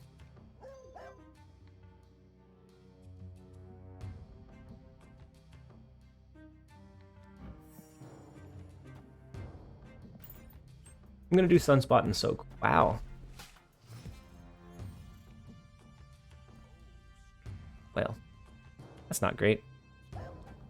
We can start clogging them up, but doesn't give us any benefit. I'll just Soak again. And then Tram, how's it going? Welcome. I'm glad you're able to jump in and join us. Unless they were running a Shuri deck and the Cosmo in Nova Roma made it difficult for them to drop Shuri.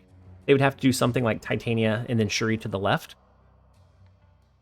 And then Tram, you said thanks for the sub. Hey, welcome. It took you long enough. Definitely huge props to Blitz Monkey and Guy on Fire for the gifted subs. And then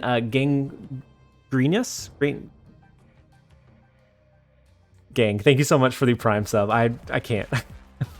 My reading apparently is not at a sufficient level. But thank you so much for the Prime sub and using your monthly sub on us. Very much appreciated, bringing us up to 35 for the day. If we continue on this path, whenever we hit 12 consecutive days streamed, or 12 days in the last 30, we should be able to become a partner, I believe. And that will give us access to more emotes and all kinds of other fun things. So we're going to go ahead and retreat out of this one. There's no scenario where we win. versus this last turn. It does look like a Shuri deck, but I think they probably run another really big card here. And then Hazy Lazy, redeeming using the channel point redemption for the choose my avatar. Okay, we'll go ahead and retreat out of this one. I don't think we had a good shot to win, and so I will let you choose. I'll let you choose the avatar. We'll scroll through them. Fair warning, the list is pretty long, but you'll be able to pick which avatar we use for the remainder of the stream. I used to follow you on YouTube. You're always so kind. I love your channel. Thank you. I'm so glad that you enjoy it. As a creator, like I haven't been in the content creation game for long.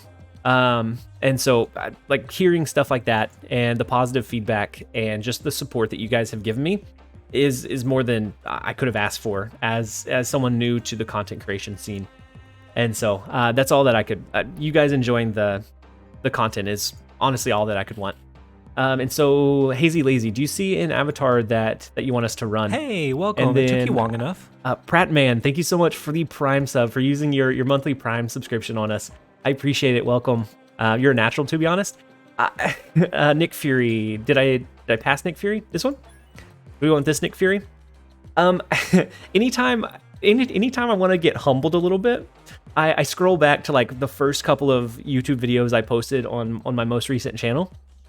And look at like the spacing, the flow of the video, and I get humbled pretty quickly. A lot of it is this the one that Hazy Lazy, is that the one you wanted? Okay, yep, that's the one you wanted. We'll use the eye patch Nick Fury variant. And so a lot of it has been support from the viewers and kind of giving tips and pointers here and there of like this didn't come off well or this could be better. And I've been able to take that and that constructive criticism, not just like this is terrible, gonna find a new hobby, but like real constructive criticism I've been able to take and kind of help improve the quality. And so I don't know about natural. I think I'm just a quick learner. Like I've learned a whole lot about like algorithms and just overall like presentation that I think has been very, very helpful. Are there any chibi variants? I don't think so. I think it's all like the base model or base variant from like the season pass, but I don't think there's any chibis. What will your Twitch schedule be? I want to do during the week. Right now I have a day job. And so it won't be able to be daily, unfortunately. But it's going to be as close to daily as I can possibly get without getting fired. And so like if I have a meeting that comes up, then I may not be able to stream that day. And like once a month we go into in office, but I'll let you guys know those days in advance. Tomorrow's stream is going to be earlier in the day because I have an afternoon meeting that I can't push or reschedule, but we'll still be live. And so I want to do Monday through Friday for the most part. And I want to do a stream from the office. We'll just have our phone propped up. We can stream our phone stream. You could stream from the office. That's a quick without getting fired. Sounds like a good plan. Yeah, that's our ideal play is to not get fired. That is the goal. You need the working from home title. I actually have it. I used it for a while because like we're working from home, and I can pace out my responsibilities and tasks. So I do some before the day actually starts, and then some after. But yeah, we do need the working from home one. We're gonna double down here with Moon Girl. We get the double She-Hulks, and then we could get whatever we draw into next turn to play alongside it. I'm a lawyer snap, or I'm a lawyer. Marvel Snap content creator is a protected class. I mean, that's all that I need. That from there we can really do whatever we need to do, right? As long as you'll represent me whenever we get questioned about it. Magneto in Asgard is big.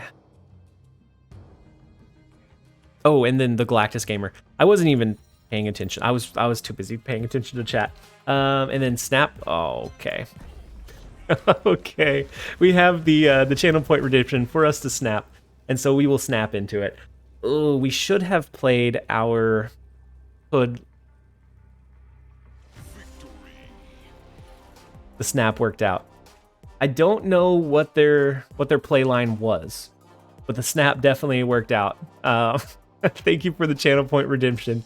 You may have saved that game for us. Oh, man.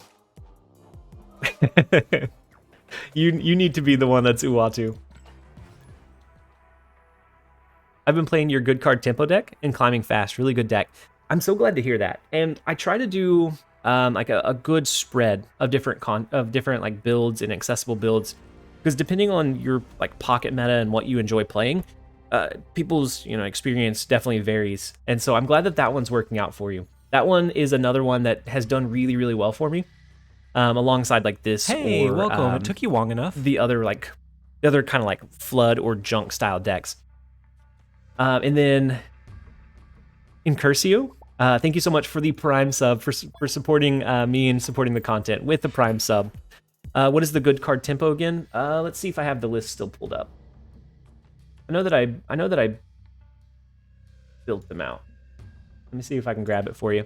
I did showcase it in a video recently. Hey, I think it was welcome. It took you long enough. 2 days ago now. And so it's basically a Shuri shell without Shuri. Turns out that the Shuri shell, even without Shuri, works very, very well. And so that I posted a link to the snap.fan. And then Surits, thank you so much for the Prime sub. You ever try viewer decks? I do, Jeet. Actually, this one that I'm running, I don't know if you know, but somebody like beat me down with it in a small Snap Clash tournament, and I adapted it from there. But no, yeah, I do take viewer deck requests from time to time. A lot of them get posted in Discord, and then I pick them up from there. Ooh, we are close to a hype train, yeah. Thank you guys for the massive support coming in with the primes. That brings us up to 38 for the day. So they snap into the Death's Domain play. I think maybe we play our. No, this is a Shuri deck, right? Maybe we try to angle our Cosmo to block their Shuri playline. Pretty fun deck. I won a mini tournament with this one. It's one of my favorites. The junk deck? Manor Boy, did you win with the junk deck? That's huge if so. Do you think this deck is stronger than the She-Hulk Infinite combo? I think it's much more flexible, Sharp. So I think where this one kind of wins in comparison. Ooh, the second Death's Domain is interesting. I think where this one wins in comparison is that if they hit you with a storm or something where you need to like flood your cards early, you can do that a lot more easily with this one. Hey, welcome. And then the B-Man 2332, thank you so much for the Prime sub. It brings us up to 39 for the day and initiates a hype train. But we're going to play Cosmo into mid. Unless they sacrifice their Shuri, I think we should be able to block their play line here. I think this is a Shuri that comes down. Yes, and we block the Shuri play. We probably should have snapped into it knowing that that's most likely what they were going to go with. So we have the armor to the left. We can still play over there if we want to, but they won't be able to do much outside of that.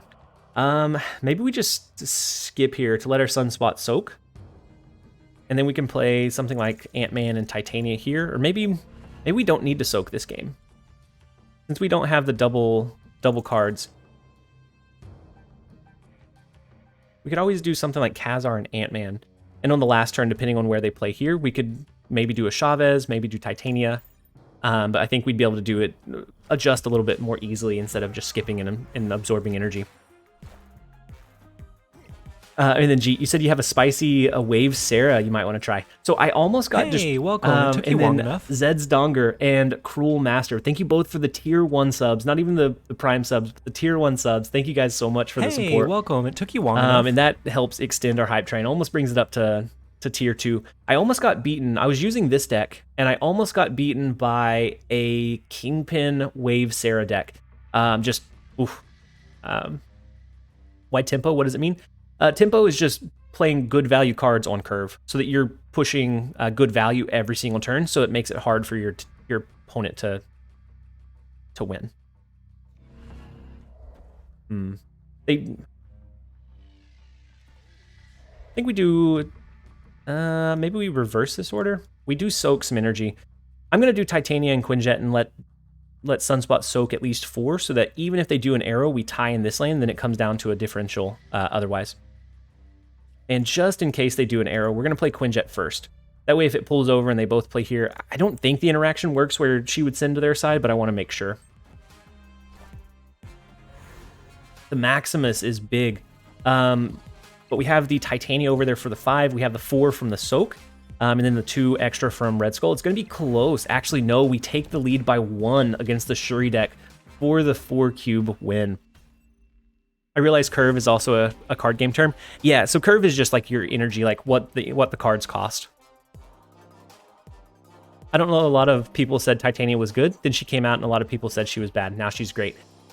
So Titania is just tricky to use. So if you use Titania poorly, she's bad. She will lose you games. If you use her either as a good value on the last turn to just flood cards onto the board, or if you use her as like a junk deck along... My favorite play ever, and I feel like I tell people this all the time, my favorite play is a turn 4 Titania and Green Goblin in the same lane that sends 2 missiles to their side of the board, and then you can recall one of them back. It's just so satisfying to pull off. But you have to use her very strategically to make her value yours instead of it being like that question mark. And so I think Kang will be somewhat similar. I think finding the best way to use him will take a little bit of time, but I think he'll be good overall. Yeah, winning against Shuri nowadays is always so satisfying, especially if you block a Shuri play with the Cosmo. Such a satisfying win. I use her in my junk deck as well. Yeah, she's huge in a junk deck, especially when you can have her bounce back to your side. Does that laundry basket ever change? It looks exactly the same. Your video released 10 days ago. So it's actually a blanket basket. So my daughter likes to like pull the blankets out and just like lay on them on the ground. She's almost 2, and so it looks like dirty clothes, but it's a blanket basket, I promise. Derek, you're finally above me in rank. That's huge. I dropped some over the weekend experimenting with different things, and maybe a little bit of tilt went into that. Like there was one game where I played the same person like 3 times in a row, and like I snapped on turn 1 because I was like, I'm gonna beat you this time, and then I absolutely did not beat them that time. So a little bit of tilt went into it, but I dropped from like 107 to 103. But are you still actively climbing after you hit infinite? What's a jump deck? Junk. So Agent J, junk, Junk. So like a debris Green Goblin. I can actually linked it just a second ago. I have it on my snap.fan. I've done a couple of videos on it. It's one of my favorite decks in the game. Just because I like clogging the opponent's board as much as possible. So let me... Where did it go? There it is. And so that's going to be the junk deck. So have you tried using Viper and Electro and junk? I have before, but I feel like the combo is a little bit too hard to pull off because you're having to waste your turn 4 play to Viper. And so like if the opponent is running a deck that curves into like a Shuri deck where they just want to play 1 card per turn anyways, it feels like a wasted turn to me. Andival's probably... I wish there was a I'm sorry that we're roping you button. Andival's probably frustrated that we're roping him. We'll play a little bit faster. We have our Moon Girl. We're going to play that. That'll double down on our She-Hulk. We can then skip on, I guess on 6 even. We have to win Baxter Building. That one's going to be the key to winning, unless they did Space Stone. That one's going to be a pretty big key in winning the Sanctum Sanctorum. So I'm going to Kazar here. We'll skip next turn into turn...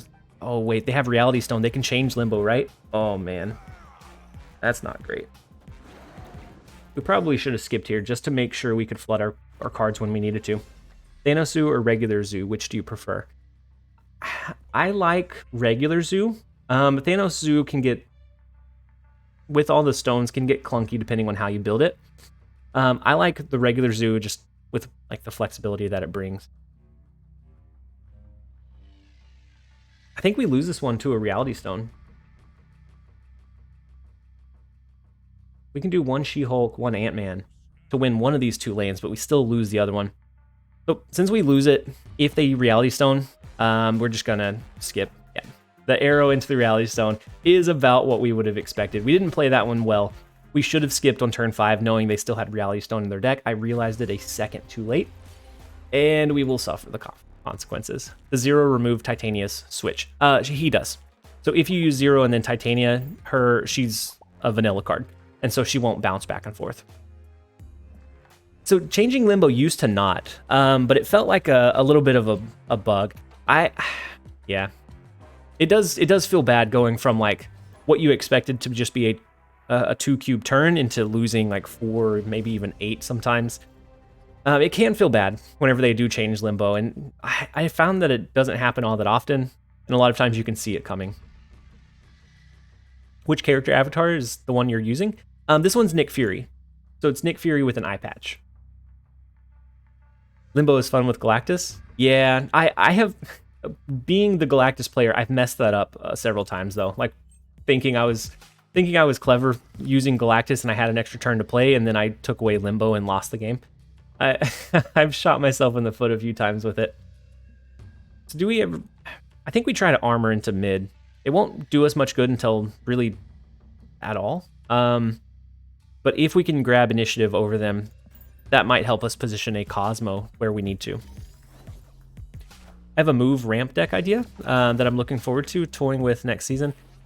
A move ramp deck. So like a Heimdall to do like a sneaky shift. Right now I need to sweat at 94.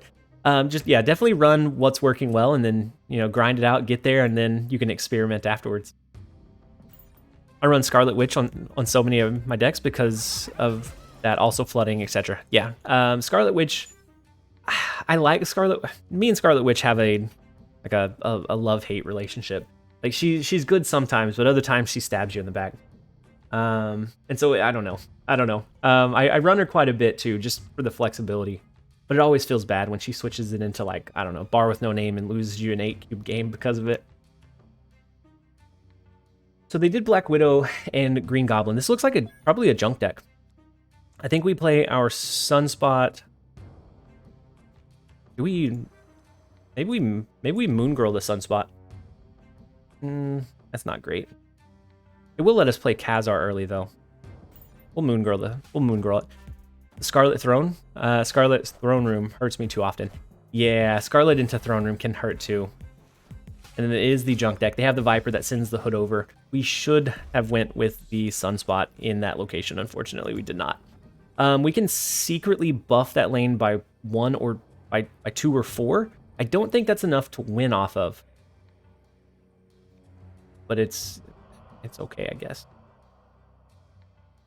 I don't think we want to play our Titania just yet either. We probably lose this one to like Gamora or Doctor Doom. But I like to think that they're not going to let Sunspot soak any energy here. Does Sunspot soak from the Dark Dimension? I actually don't know. At the end of each turn, it's after the game ends. So he'll soak in mid, but not in the left. In that case, I think we do something like that. That will buff all our 1-cost cards. It doesn't soak. Yeah. So this is after the turn ends. This one's after the game ends. So looking at the text, I think we were able to figure it. So if they don't let Sunspot soak, we can actually increase our lead here a bit. We'll see. I think it's okay. It's quite a bit of power that we're flooding onto the last turn. And so maybe we get lucky and they get a little bit too greedy in the left lane. But they do soak. Ugh. They take away our Moon Girl's power up too. So the double Kazar won't quite do it. We're still a little bit short. The Titania becomes a 7 power, but I don't think, no. With the Spider-Woman. No, the Spider-Woman over the Gamora is big. If you 1-cost drops to 0, does Kazar still boost it? It does. It does Captain's Orders. It does still boost it.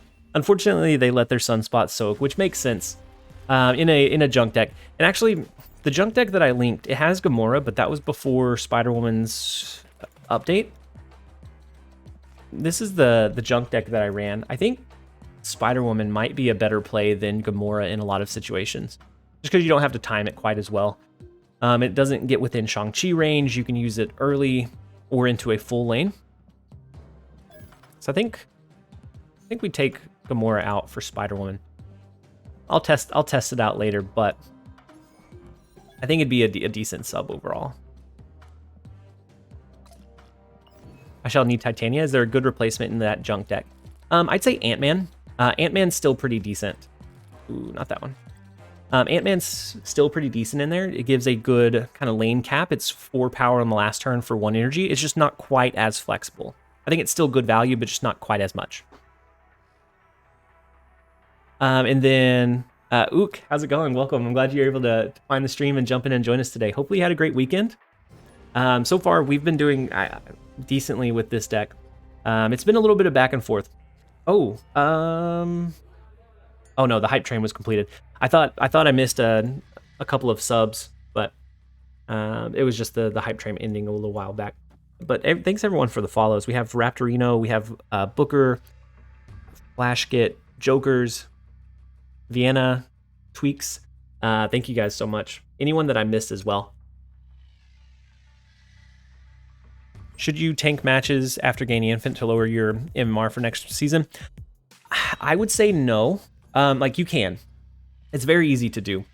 But I would say that it takes the fun out of it. I would much rather play against real people, and even if it's a harder climb, I would rather play against real people rather than just nothing but bots.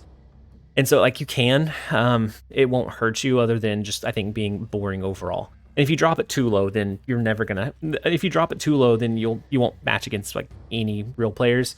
And at that point, the game gets kind of boring. And then Mystic for Hire, welcome. Thank you for jumping in and joining us. Does it take forever to drop the MMR? I haven't tried. Just even if I wanted to intentionally lose games, I have a hard time like not actually trying to compete though. I just run Killmonger in every deck. Killmonger's a decent value right now with all the Thanos stones, with some other like one costs, like a lot of sunspots right now. Killmonger's pretty solid. I think we snap into Plunder Castle. Ooh, and with the hood? Yeah, we'll snap. We have the hood value to play over into Bar with No Name. We can eventually do like She-Hulk for pretty cheap into Hellfire Club. Maybe we do Kazar as well. No, we don't want to do Kazar. I guess we could. It'd still be -1.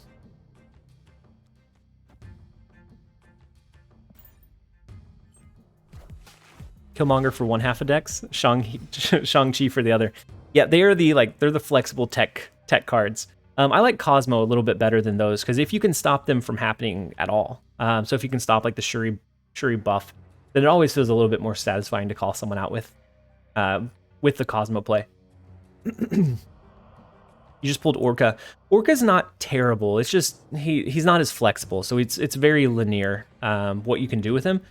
And so, especially with how much we can ramp up and how much power we can push right now, it just, a lot of times it's not flexible enough to drop him on turn 6. I'm scared to play Hood without having a way to get rid of him. and up until this point, like I was the same way. Like playing Hood before, like without a Carnage or a Viper or something to get rid of it, or a Valkyrie, feels bad. But in like this deck, I think it definitely works for what we need it to work for. Is this one this one's a bot, right? If it doesn't have the particle effects, then not a real player. Generate, Tyler, Rufio, Bamboy, thank you guys so much for the follows. We're gonna throw the Hood over into the left lane. If they change that one, if they just have a random card change mechanic like a Scarlet Witch, then we lose. But we'll risk it for it. You recently opened Valk? I need to brainstorm ideas with her. So I actually have a couple of decks with Valkyrie that I've been trying out. Valkyrie's always bad going into ongoing, unless it's just like one ongoing ability. So Cerebro 3 is, I think, the obvious choice, but I don't necessarily care for Cerebro 3. It's just not one that I necessarily like. There's a couple. So one that I stole off of Kawa. So he is another content creator. He's the one that organized the Snap Clash. And that's this one. This one's a little bit higher ended. So it has Sentry, which is a little bit more expensive. But in my testing, it did pretty decently. So I think this one would be much better in like a battle mode scenario where you can get a feel for what the opponent is running to know the best way to use these cards. Because certain decks, this just can't hold up against. But it does pretty decently going into certain cards. Of course, Cosmo counters do hurt quite a bit for the Valkyrie playline. If you can get an early Professor X into like a Sentry, a lot of times you get enough value that it doesn't matter. And then something I wasn't able to pull off was the Sentry into the Viper. Always feels good as well. And then this is the next one I was playing with. This is a much more like traditional, in my head, a more traditional style play where you're using the Adam Warlock to try to gain as many cards as possible to get your Valkyrie as your like main win condition. Your Professor X lockdown is one, your Valkyrie is the other. And it worked pretty well as well. I was thinking about using this one to showcase for a video, but if you run into an ongoing deck, so like Thanos being really big, this one does great against Shuri. Thanos with like the stones and dinos and things like that, it can't quite keep pace in most games, is the only issue I have with that version of the Valkyrie deck. Shuri, it absolutely destroys them because they'll ramp up into cards and then you right size it into a 3 cost with your Valkyrie.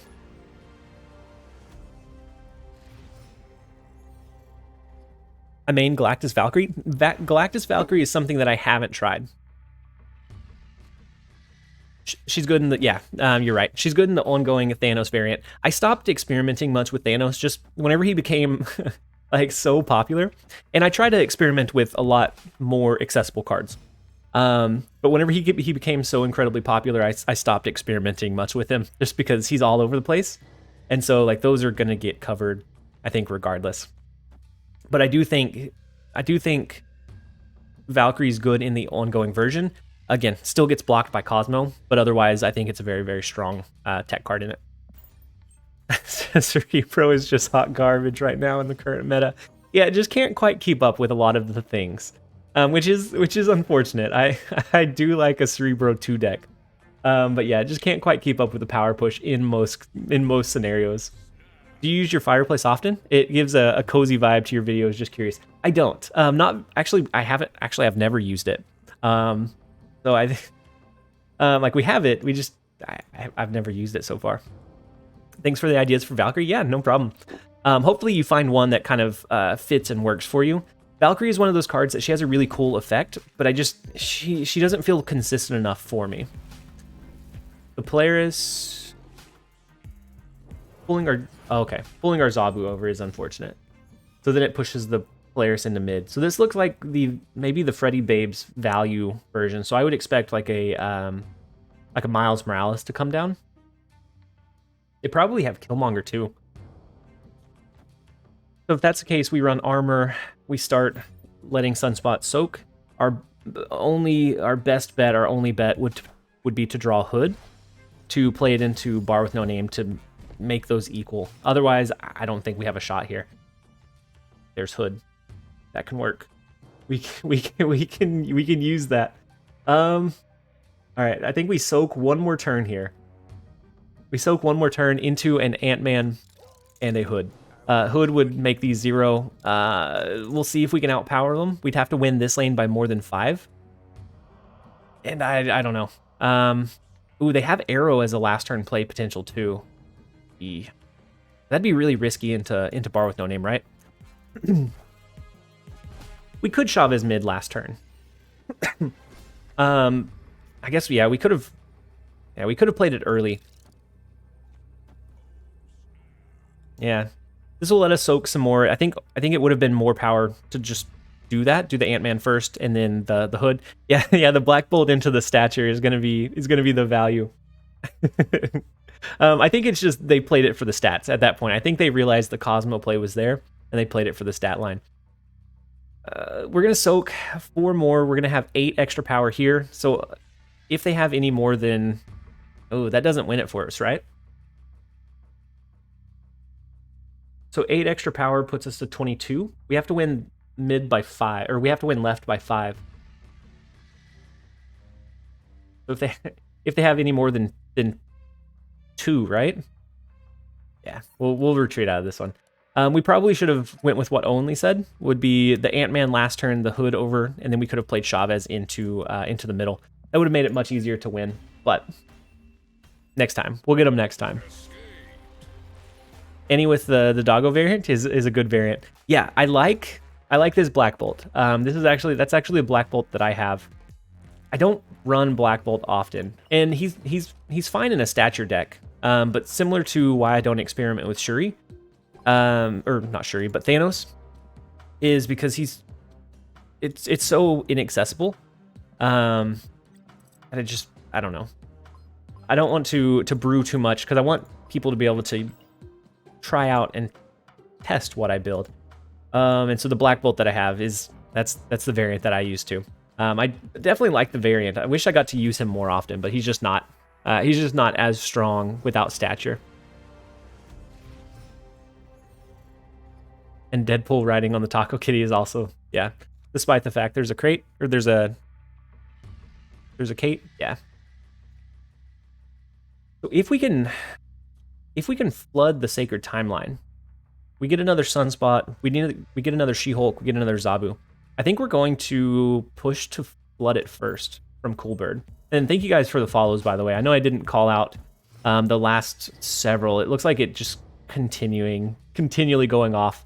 I appreciate all the followers, guys, and all of the support on our transition from streaming on YouTube over here. The transition has been absolutely seamless.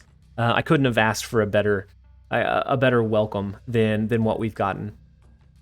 So we could still do Zabu. Next turn we do our Sunspot and Demon. We'll get an extra Sunspot to play. We'll get an extra She-Hulk to play. I guess if we had soaked anything with Sunspot, we could have done that as well. You're welcome. I honestly expected the streams to be very, very small for quite a while in our transition over, and you guys have made it absolutely a seamless transition. So the Moon Girl is interesting. If we can get it down where we can copy both of our She-Hulks, we could do 4 She-Hulks on the last turn, which is insane. Hopefully that we can make that happen. It's the man, the myth, the legend, TLSG. Of course, the viewers will come. I still feel like I'm just a guy that enjoys Marvel Snap. But yeah, you're done with YouTube streaming? Yeah. So I'm done with YouTube streaming. Twitch has definitely been a warm welcome. So I did double stream for a while, but my internet's not quite good enough to be able to do both. So then it was a bad experience for both for all viewers on both streams. And so that, and there's some strife with whenever I launch a stream on YouTube versus when I launch a video, because then it starts pushing the stream over the video, and I always have to worry. Yeah, I like the 4 She-Hulks. Can we get it down long? 1, 2, 3, 4, 5. We're not quite gonna be able to do it. We'll be able to do 3 She-Hulks, which hopefully is enough. 4 would have been better, but 3 is good. But so this helps me not have to worry about that strife between the two. People are allowed to stream the same stream on YouTube and Twitch. They can if they're not partnered on Twitch, partnered or affiliate. So I would have to drop the sub status and to be able to do both. But I'd be okay with, but just my internet wasn't good enough to do both. And I launched a video 3 or 4 hours ago, and it wouldn't get pushed as hard as the live stream, and so then there's that constant worry of if I want to stream but I just released a video, I feel like I can't. But over on Twitch, I don't have to worry about that. Yep. So if I stream both, you couldn't do affiliate and partner. What do you think about switching out Kazar for Shang? I think you could. I like Kazar. It's just a little bit of a surprise factor. Most games it doesn't have that impact where it just wins the game for you, but sometimes it could. We have initiative here. I don't think we want to do our Titania, or so they're going to do She-Hulk and Taskmaster, right? If we blocked their Taskmaster, is it worth doing 2 Cosmos? That would make us not be able to drop 30 of our power, though.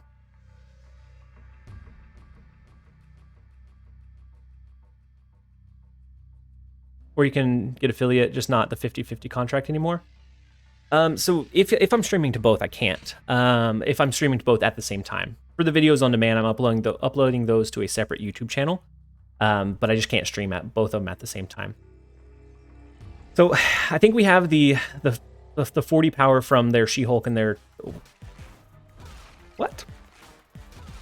So is it just an arrow? What are we running here? Just one She-Hulk. And we got beaten by it. Oh, no. We had so many ways we could have won that one. But we positioned it so poorly. And then it looks like King Choose my title. So I'll pull them up now that we lost. We could have positioned that better. We definitely had a shot to win that one. We just didn't optimally drop it. And so King Ego equals snap. That was fast. All right. We have ego equals snap, and hopefully we'll get ego. I always hope to get ego whenever that's there, because I always snap on ego. I follow that rule. And most of the time I'll see it out to the very end. Not always, most of the time. Yeah, I would have went for the tie mid and then drop the power. Yeah.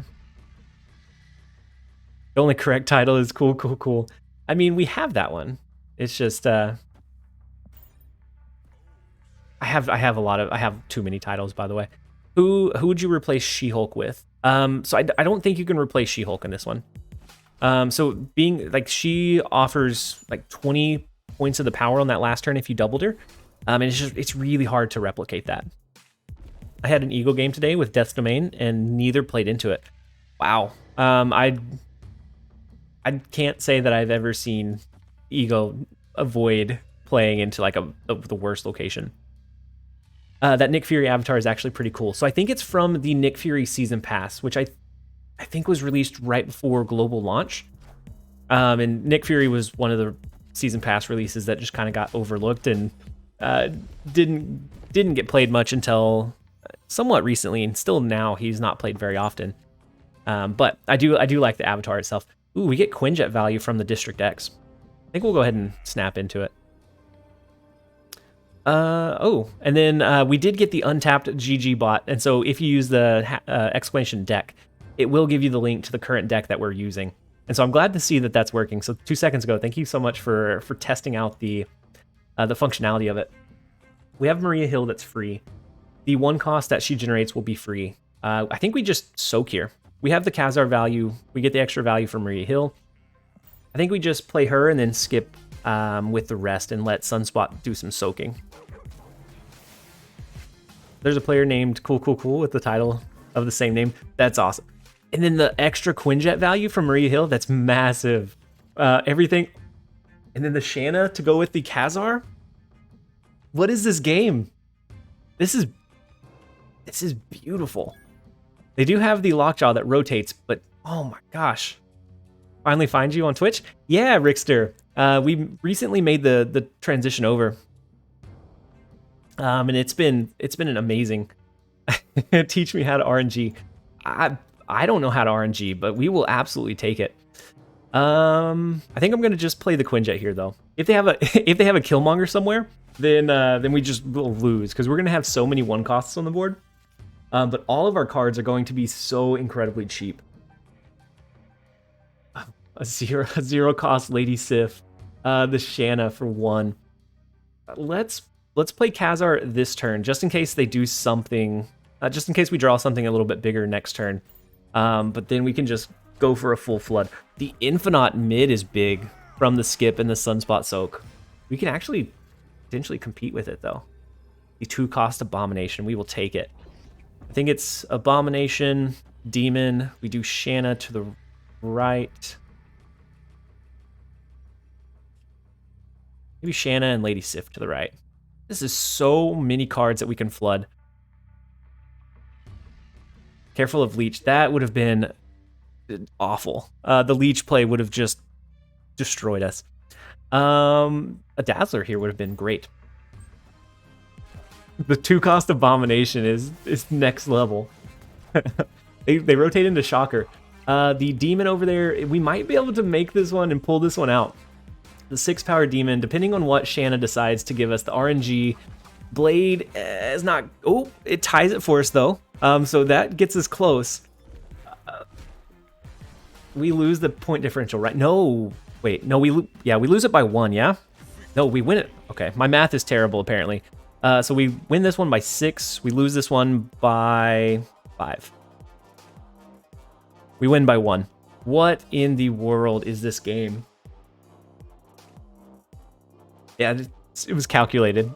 Calculated from turn 1, guys. Oh no. I don't think math is for nerd at TLSG. I'm definitely a nerd. The quick it was all calculated. We knew exactly how that game would play out from the jump, from the get-go. Thank you all for the follows, by the way. And anyone from that transitioned over from the Twitch or from the YouTube video, I appreciate you guys jumping over and catching us live. All of the Prime subs and the community gifted subs that we've had today is insane. We've had, I think it's like 39 come in today, which matches what we did on Friday just about. And then we have Mystic for Hire with the Prime sub as well. Hey, welcome. It took and you that long brings enough. it up to 42. You Mystic for Hire. Just as I was mentioning it, it comes through. I appreciate it. I appreciate the support. And if you just came from Twitch, welcome. I have a YouTube channel that I do daily Marvel Snap content on. I forget that people found me from Twitch as well. My bad. The new Lyman. If you guys are this is your first time seeing me, I do most of my content is like in long form videos on YouTube. And so, exclamation. Hey, welcome. It took you long enough. Thought exclamation YouTube should have done it. And then, Mouthful of Chris, thank you so much for the Prime sub as well. I'll get you the link to the actually, the link is below the video, but I'll get you a direct link to it too. I have the command set up. For whatever reason, it doesn't want to trigger it. So our YouTube channel is here. I love your content and glad to see you on Twitch, but your YouTube titles are a little bit clickbaity. I don't like the clickbaity titles, but they are dang defective. And I don't know like what to do otherwise. So I guess for reference, whenever I was using the titles before, it was like a 10% click through. Hey, welcome. And it then took you long enough. Linux Hack. Thank you so much for the Prime sub and the support. Can't fight the algorithm. Yeah. So before it was like an 11% click through, and so with the clickbaity, it's a little bit more enticing. I guess I try to justify it to myself by saying it's click enticing. Like it's not. It's just spicing up where it piques that curiosity, and I don't know. That could just be me lying to myself. But as far as like clicking enticing the videos, I like to think that so then it's a little bit more curiosity piquing. So someone's like, well, what could this be? And they click into it. And so it feels bad. I don't like it, but it's very effective. This deck is cheating. I've only lost about 2 games since I started playing an hour ago. Derek, it's huge. Like this deck is phenomenal. I think we dodge the vault. I think we just avoid the vault location. We can play the Cosmo. Next turn we can skip into the She-Hulks. And then Glyph TV, thank you so much for the Prime as well, bringing us up to 46 for the days. Welcome. It took you long enough. 45, and then Bad Oric, thank you. Badoric? Thank you so much for the Prime sub, bringing us up to 46. I put Shang over Cosmo though. That can work as well. I like the preemptive countering rather than the like the reactive. A lot of times you just don't have the capacity to like make that last second change. But I think if they're leaving it out in the open very often, Shang-Chi could be just fine. What would you sub for Quinjet? I don't think you can sub Quinjet. Quinjet gives so much value with the Moon Girl duplicating your cards. So like if we had Quinjet here, this Titania would be free. This She-Hulk would be free. Hey, Kazar would only be 2. Enough. And then Jordan 008, thank you so much for the tier 1 sub. Not even the Prime, but the tier 1, bringing us up to 47 for the day. So Quinjet is really can this deck is dangerous. Mystic for Hire. I was hoping everyone would just forget about the title change. So I titled the video yesterday, and then I had to make like a last minute tweak or adjustment to it. And I did so while I was watching my daughter. And so I did it on my phone. I didn't get the first half of the title. Not my shining moment. We could get, actually, let's get the lizard reduction. I don't know if we will need to, but we're going to get the lizard reduction. And then Old Buster and Ivy, I'm Haas. Thank you so much for the follows, guys. Just in case we need the extra extra reduction here. We're going to play the extra card over to the middle instead of the left. Best video title. Best video title I've seen in weeks. As far as, thought-provoking, I feel like it may have brought people in just to say, hey, what's going on with the title? Oh, man. I changed it as quickly as I found out about it, though. I ran Iceman over Quinjet. Yeah, it's not as good, but it can still be decent. It just, you can't flood quite as much. What was the title? It started off as can this dethrone Thanos? And then I was like, that's a little bit too specific. I want to make it kind of vague. And then it was it was going to be this is dangerous, or this deck is dangerous. So it turned out to be can this deck is dangerous. And it was there for probably an hour and a half before I caught it. And there were so many comments just saying I thought I was having a stroke reading the title. We fixed it pretty quickly, though. It could have been worse. It could have been much worse. But definitely not what you want to promote to your YouTube channel. Do you think Maximus has a place in this deck? So actually, Mr. X Ego. So the person that I got the inspiration from this deck from actually popped into the stream. I'm not sure if they're still here, if they had to jet for a little while. But they said instead of the Chavez, they ran a Maximus. And so if you used Moon Girl on the Maximus, he becomes 2 cost. Yeah, Yondu left could have been. It would have won us initiative. Captain kept foreign tilt. Yeah, I think that was probably the correct play. So they said they ran Chavez over, or Maximus over Chavez. So if you double down on the Maximus, he becomes 2 cost for 7 power, which is incredible value that you can flood onto the board on the last turn. Yeah, Chavez is good for getting your Zabu, your Moon Girl, your She-Hulk more consistently. But I can see the other way being just about as consistent, because a lot of times we don't want to actually use the Chavez. Yeah, and so I didn't actually know what their last slot was. So they beat me down with this deck in like a mini tournament. And so I recreated what I could from it. And I filled in the last slot with Chavez, just trying to figure out what would be best at driving that consistency. The Hood and Zabu replacement. Hood is really, really big at giving like the free demons that you can then double down on with your Moon Girl. So Moon Girl or Hood is hard to replace. Zabu's relatively easy. Oh yeah.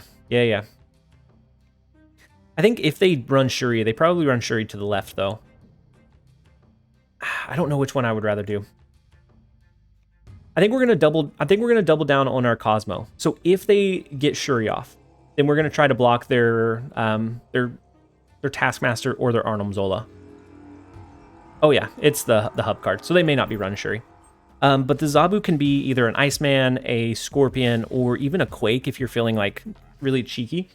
And I think they all slot in relatively well. Hood is a little bit harder, but I'd say something like Iceman could do decently. It's just you're not going to get as much like late game flood potential. So like this one, we have 12 power for free that we'll be able to play on the last turn. That you just don't get with without the Hood. So I think we Cosmo and mid. They probably have the Killmonger, right? So we want to make sure we don't have initiative going into this last turn. Because they have the Nova. They have to have some way to destroy it, whether it be a Killmonger or something similar. I think we Cosmo, let Sunspot soak, and then we have our just flood of low-cost cards we can play on the last turn. Gotcha, thanks for the reply. Yeah, no problem. I'm glad that you're here and actively asking questions. That's what I'm here for, is to kind of help the viewer experience and try and help guide where I can. Is Titania only for stats? She is. You could replace her. She's for stats. Every once in a while, you can get it where she clogs the opponent's lane. But most of the time, for me, she's a turn 6 drop. And so we can do our free cards over here.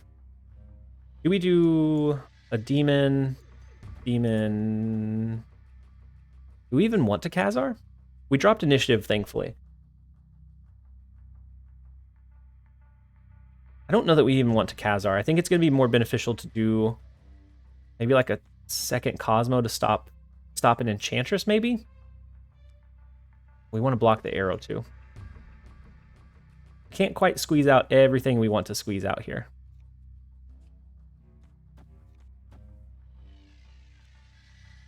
Maybe we keep the... Oh, yeah. Yeah, the Cosmo won't work. We don't want the Cosmo. Thank you, guys. I even said we don't have priority. So in that case, we do 1 titanium to the left, 1 to the right. And we soak with 1 extra energy. That's going to be a little bit better. It spreads out our power. We just flood so much stuff onto the board. That's the hardest part about this deck, is just figuring out the optimal play line. Is it the Enchantress into Killmonger? There's the Lizard, and then there's the Killmonger. It takes out our 4-power Sunspot, but that's, like, honestly, that's just a fraction of what the deck can do. Do you think you can climb from 91 with this deck? I think so. I played it on my alternate account from like 60 to 68, just kind of yesterday while toiling, and then I've been able to do decently with it against really infinite rank players. If you're seeing, it depends on what you're seeing though. If you are seeing a lot of like arrows or Sandman, arrow is actually fine. If you're seeing a lot of Sandman or Leech, it becomes a little bit more difficult. But otherwise, you should be able to do just fine. And then thank you guys for the follows coming through. We have Aragorn, we have Gillen, we have Lore Twitch, and then Konzi, and then I think I did miss a few others, but I appreciate each and every one of you guys for being here. Hopefully you guys are having a fantastic start to your week. And so far we're having a great one to ours.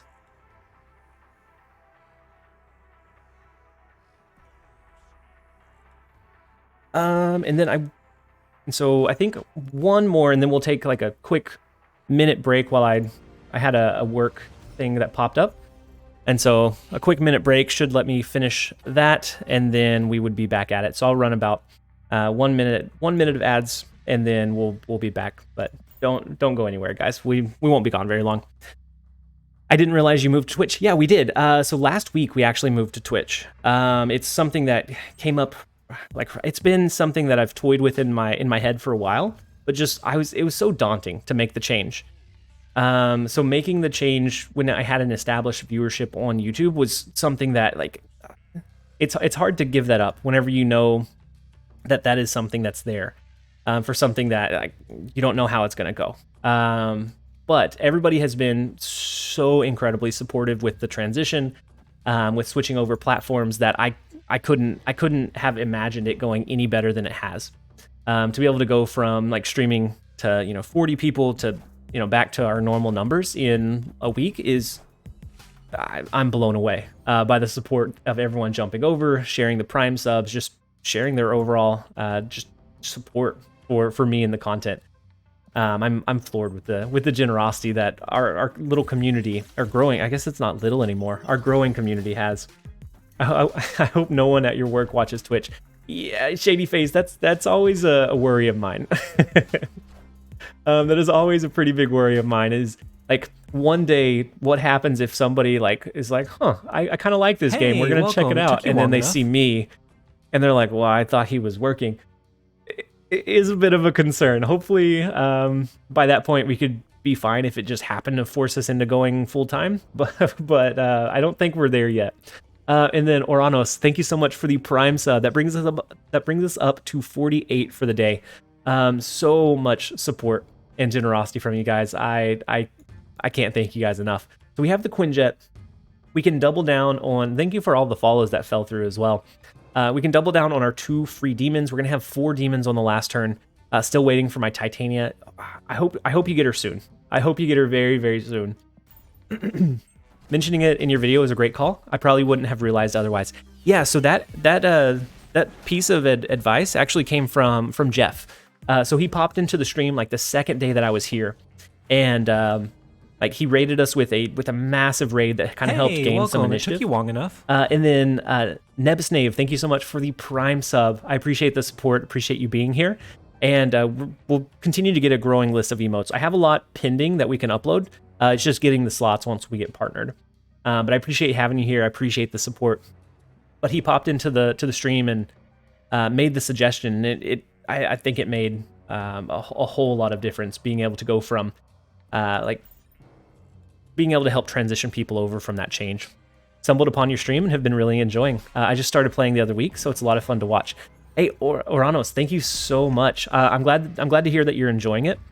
And like as a creator, this is the first game that I've actively created content for.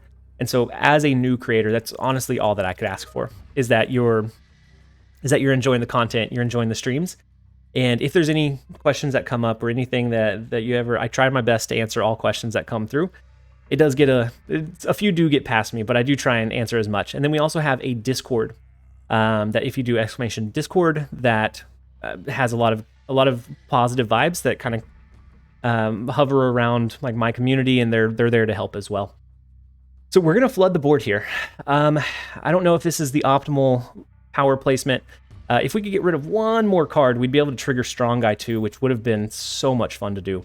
But I think otherwise, I think we are just going to push too much power onto the board that they won't be able to keep up. Can anybody tell me how to use my Prime sub? Actually, I don't even... I probably need to figure out like the link to be able to do it. I think there should be a subscribe button underneath the channel. Is there like a... There might be an arrow. Honestly, I don't know. I need to figure it out. I need to use my Prime sub as well. Ooh, the Iron Man is big. We actually don't overpower the Iron Man. Oh, we do. We tie the Iron Man. It comes down to a point differential, and we win by 22 over to the right. Wow. Derek Pro, All In, Claw Media, Coffee Girl, and Volley Minato. Thank you all so much for the Prime doesn't work on mobile. It doesn't? Oh, that's unfortunate. And then Marathon DK. Thank you so much for the follow as well. Click the subscribe button, and there's the Prime sub option under there. Thank you guys for all of the support on helping them figure out the steps for that free sub. Then you'll be able to do the free sub, Heartless. You have to sync your Twitch and your Amazon Prime, and it gives you a free one every single month to use on your favorite creator. Just found you. Happy to play along. I'm glad that you found the stream today, Derek. And then. Listo, you said what's in... Oh, I forgot. I was going to go on a quick break to do a work thing. We'll do it after this one. Listo, what's in the laundry basket? It's blankets. So it looks like dirty clothes, and I get that comment. Like, that's my number one comment is the dirty clothes basket, always holding up the videos on YouTube, but it's actually a blanket basket. Love your YouTube content. Glad you're on Twitch. I'm glad that I made the transition too. And then somebody said having support when you transition is always important. Yeah, it is very important to have that support. And so I transitioned over last week from YouTube to Twitch streaming, and it has been such a I don't know. I don't know what I expected, but nothing like this. Nothing as good as this. It's folded though. No one folds dirty clothes. For the most part, it's usually folded. Sometimes they get strung about depending on how crazy the weekend was and like how tired I am once my daughter goes to sleep. But usually they're at least kind of stacked in there pretty neatly. You play Patriot at all? I do, depending on what the meta looks like. Right now, I think Patriot is okay, but also can't really hold up against my new favorite streamer. Thank you so much, Valen Sky. That's huge. As a content creator, like the support is all that I could. You enjoying the content is all that I could ask for. But I think right now with all of the Thanos, I don't think that Patriot quite has enough oomph to be able to get up there consistently. And so, well, they trick us out. It's a Cerebro 3. They use Rhino, so they're not going to have the Hulks. So I think we can use that to try to find a way to win from here. We do have our She-Hulk. We can double down on that. They might run a Killmonger. We know that they can't play into Muir Island though, so that's going to be a tough one for them. We can play some small cards and get some advantage. But right now, I don't think that Patriot, depending on what you're seeing, Patriot, yeah, it's tough in the meta right now. Once Thanos and Shuri and that incredibly high consistent power that they can push kind of gets mitigated, I think it'll be in a much better spot. And then thank you guys all for the follows. We have Alokin, we have Ghetto Tech, Morocco, Zero is, and all of the other ones that I missed. Thank you guys, Killer Monkey. Thank you guys for the follows. We do have the double She-Hulk. They're going to be able to get through just about all of their cards. And so we can expect a Valkyrie on the last turn. But if we can block it with a Cosmo, we should be okay. Actually, I don't think we get enough. Without any like low-cost cards or our Quinjet, I don't think we ever get enough here. You got it. Very nice stream. I appreciate it. And then I can't help feel like it's okay. It's okay if you're fine losing to Thanos. Welcome. It took you long enough. It's true of almost every, yeah. If you're okay with losing to like one of those key or like common decks, then your scope opens up quite a bit. And then Yo Gabba Gabba Minot, thank you so much for the sub. That bumps us up to 50, the prime sub. That bumps us up to 50 for the day. I think we're going to retreat out of this one. We already took the 2 cube, but I don't see us ever winning this one. If they have a Killmonger, the Valkyrie or the Magic is actually pretty big too. Hey, welcome. It took you long enough. I'm so surprised by your tenor. You seem so chill. How are you not pulling your hair out at the current meta? I enjoy the game. And then Rich6, thank you so much for the prime sub. I enjoy the game a lot. Like that's what drove me to create the content. Not like I honestly didn't know that we were gonna build. Yeah, don't forget your work thing. I'm gonna do my work thing right after this. I didn't know we were gonna build a community as big or as supportive as we have. And I just started creating the content because I enjoyed the game. And so I think with all the frustrations that there are with the current meta, it's still the same game. And me trying to build decks around how to beat those that are really frustrating, I enjoy. It can get frustrating at times, but I do still really enjoy brewing and trying to figure out ways to overcome like those big common decks. Thanos is crazy, but I don't find it frustrating. I found Leech Leader, like every single game, a little bit more frustrating than this, just because of how common it was. But streaming while on the clock for another job, so I'm not necessarily on the clock, but I'm more. So I'm not on the clock, but I'm just. I don't know. I don't have like that set clocking. The Leech Leader. Oh, Dara popped in as soon he heard Leech Leader and came running. Yeah, I don't find this meta as frustrating as that. Yeah, so it's more on call. But the Leech Leader is like it's fine. I just whenever you don't see it coming or just couldn't do anything against it, and so that's when the meta shifts and you find ways to compete against it. That's the same thing with like Thanos. Find ways to compete against it, and that's where I kind of find that fun. No, not who popularized Leech. He's back again. He's doing it. I saw Dara's tweet from the other day about the new Leech back in the meta. And I haven't ran into it that much so far, Dara. Hopefully it doesn't become a common thing. It took you long enough. And then Manaya, thank you so much for the prime sub, bringing us up to 52 for the day. I don't think we ever win this one, right? They have the Valkyrie that will go off on the left, I guess. Yeah, on the left first. Bringing everything to 3, then we'd lose the left lane. We'll retreat out of this one. Had we had initiative, we might have been able to block the Valkyrie play. Maybe we could have found a way to angle it. I doubt it if they played in the right lane.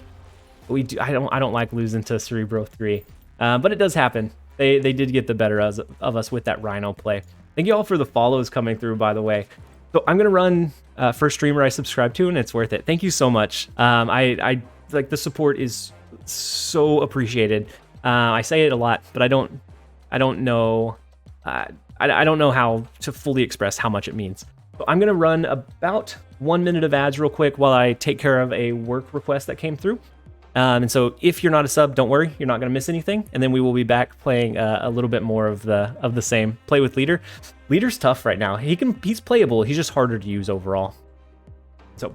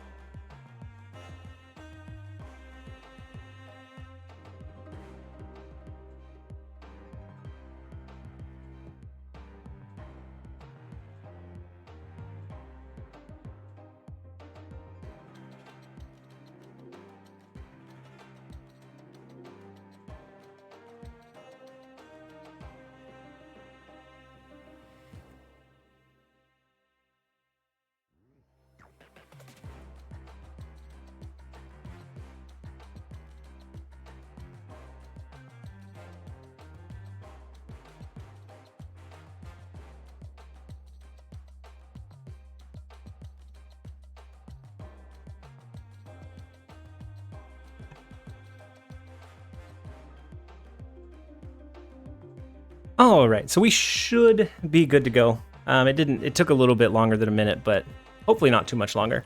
We'll go ahead and jump back in. Dara, if you're still here, I feel like you have an alert set. Anytime someone says something bad about Leech Leader, I feel like it kind of like a spidey sense. It just triggers, and then all of a sudden you're there. So TLSG, I don't have Titania. Who to replace her with, and will it still be as good? So I would say another 1-cost card. A lot of times Titania is just a last turn play drop, so dropping her on turn 6. So it won't be quite as good or as consistent because you won't have as much reach. But otherwise you're still very, very Leech Leader. It's like that spidey sense. It's Dara's spider sense. And at Dara, actually, I was in your stream the other night. I don't know if I ever said anything or if I was just lurking. But I was in your stream the other night when you had the story from ChatGPT about like your secret double life. It actually inspired me to use that for my TLSG origins. So like coming up with what TLSG means. Yeah, so I don't know if I actually said anything when I was there or not, but I was sometimes I just like lurk and creep. I don't want to feel like I'm just there and I'm like, hey, draw attention to myself, and I just kind of sit back and enjoy the stream sometimes.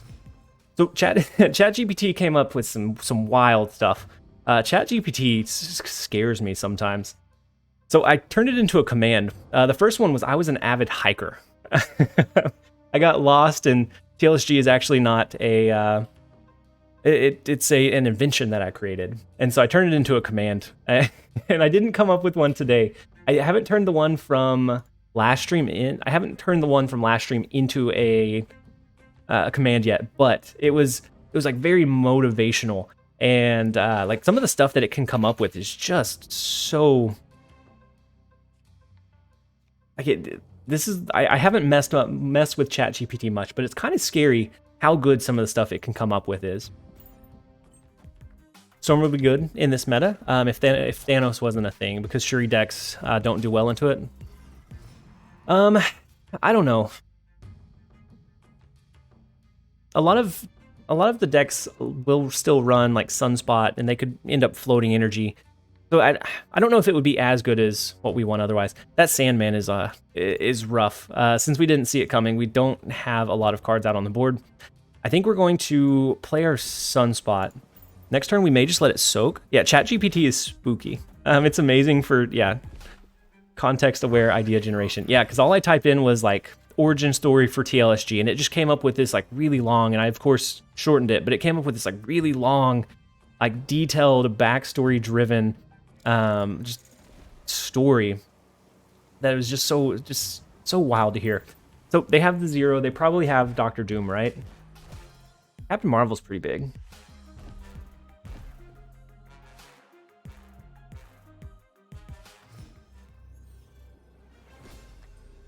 So if they do... Oh, I guess... So if they do a... Well, if they do a Dr. Doom, do we still win? Or Captain Marvel can move mid, but we're going to soak 6. We're going to have 9 here. I think we'll let it play out. I use it to help build tabletop RPG content for my campaign. Yeah, it's such a, like, an incredible thing that it can just generate all of these, like, context-heavy ideas. The Odin into the arrow was unfortunate. Otherwise, we would have been able to pull that one out. But the Sandman ramp game, if you don't have something that you're flooding a lot of cards onto the board early, it can be pretty decent, but it gets outpaced by a lot of the common things right now. So a Shuri deck, it has a hard time keeping pace with. Mugshade, Digistan, GGN, and Typlod, thank you guys so much for the follows. Hopefully you guys are having fantastic days so far. I'm glad to have you here. And then Manaya, I did call out your Prime sub, right? If I didn't, Manaya, thank you so much for using the Prime sub on me. And then Mugshade, how's it going? Welcome. I'm glad you found the stream. If this is the first time you're seeing me, most of my content is on YouTube. And so after the stream ends, if you jump over there, if you want more, if you like the style, the thought process that goes into the plays, jump over there. There's plenty more to check out there as well. And then Nacor Snap, hey, figured I'd come drop by for a follow. I feel like we play each other enough. Nacor, is that your in-game name? Is Nacor? Most of the time, the names do ring a bell. And so I'm sure we do play quite a bit. Maybe what avatar do you normally run? Nacor, what avatar do you normally run? Because for some reason the name isn't registering. Luca, I'm sorry you've been through that, but oh, okay. So Luca, that's actually a fake story. I'm sorry. If you the exclamation TLSG. So the true meaning of TLSG is that live stream guy. So it's not a big. Oh my goodness, I forgot that the text context. They may not know. So yeah, that one's not a true one. So the true, what does TLSG mean? It's like 6 or 7 years ago, I streamed for all of like 3 weeks, and I streamed like a variety of content and games, and I thought it'd be funny if I had the name That Live Stream Guy, so that if somebody found the content or found the channel and hadn't didn't know me, didn't know who I was, and they were telling their friend, and they were like, hey, have you seen That Live Stream Guy? And their friend could be like, which one? Really bad joke. It was 6 to 8 years ago. But that only lasted like 3 weeks. But during that time, chat shortened That Live Stream Guy to TLSG for short. And so it really means That Live Stream Guy.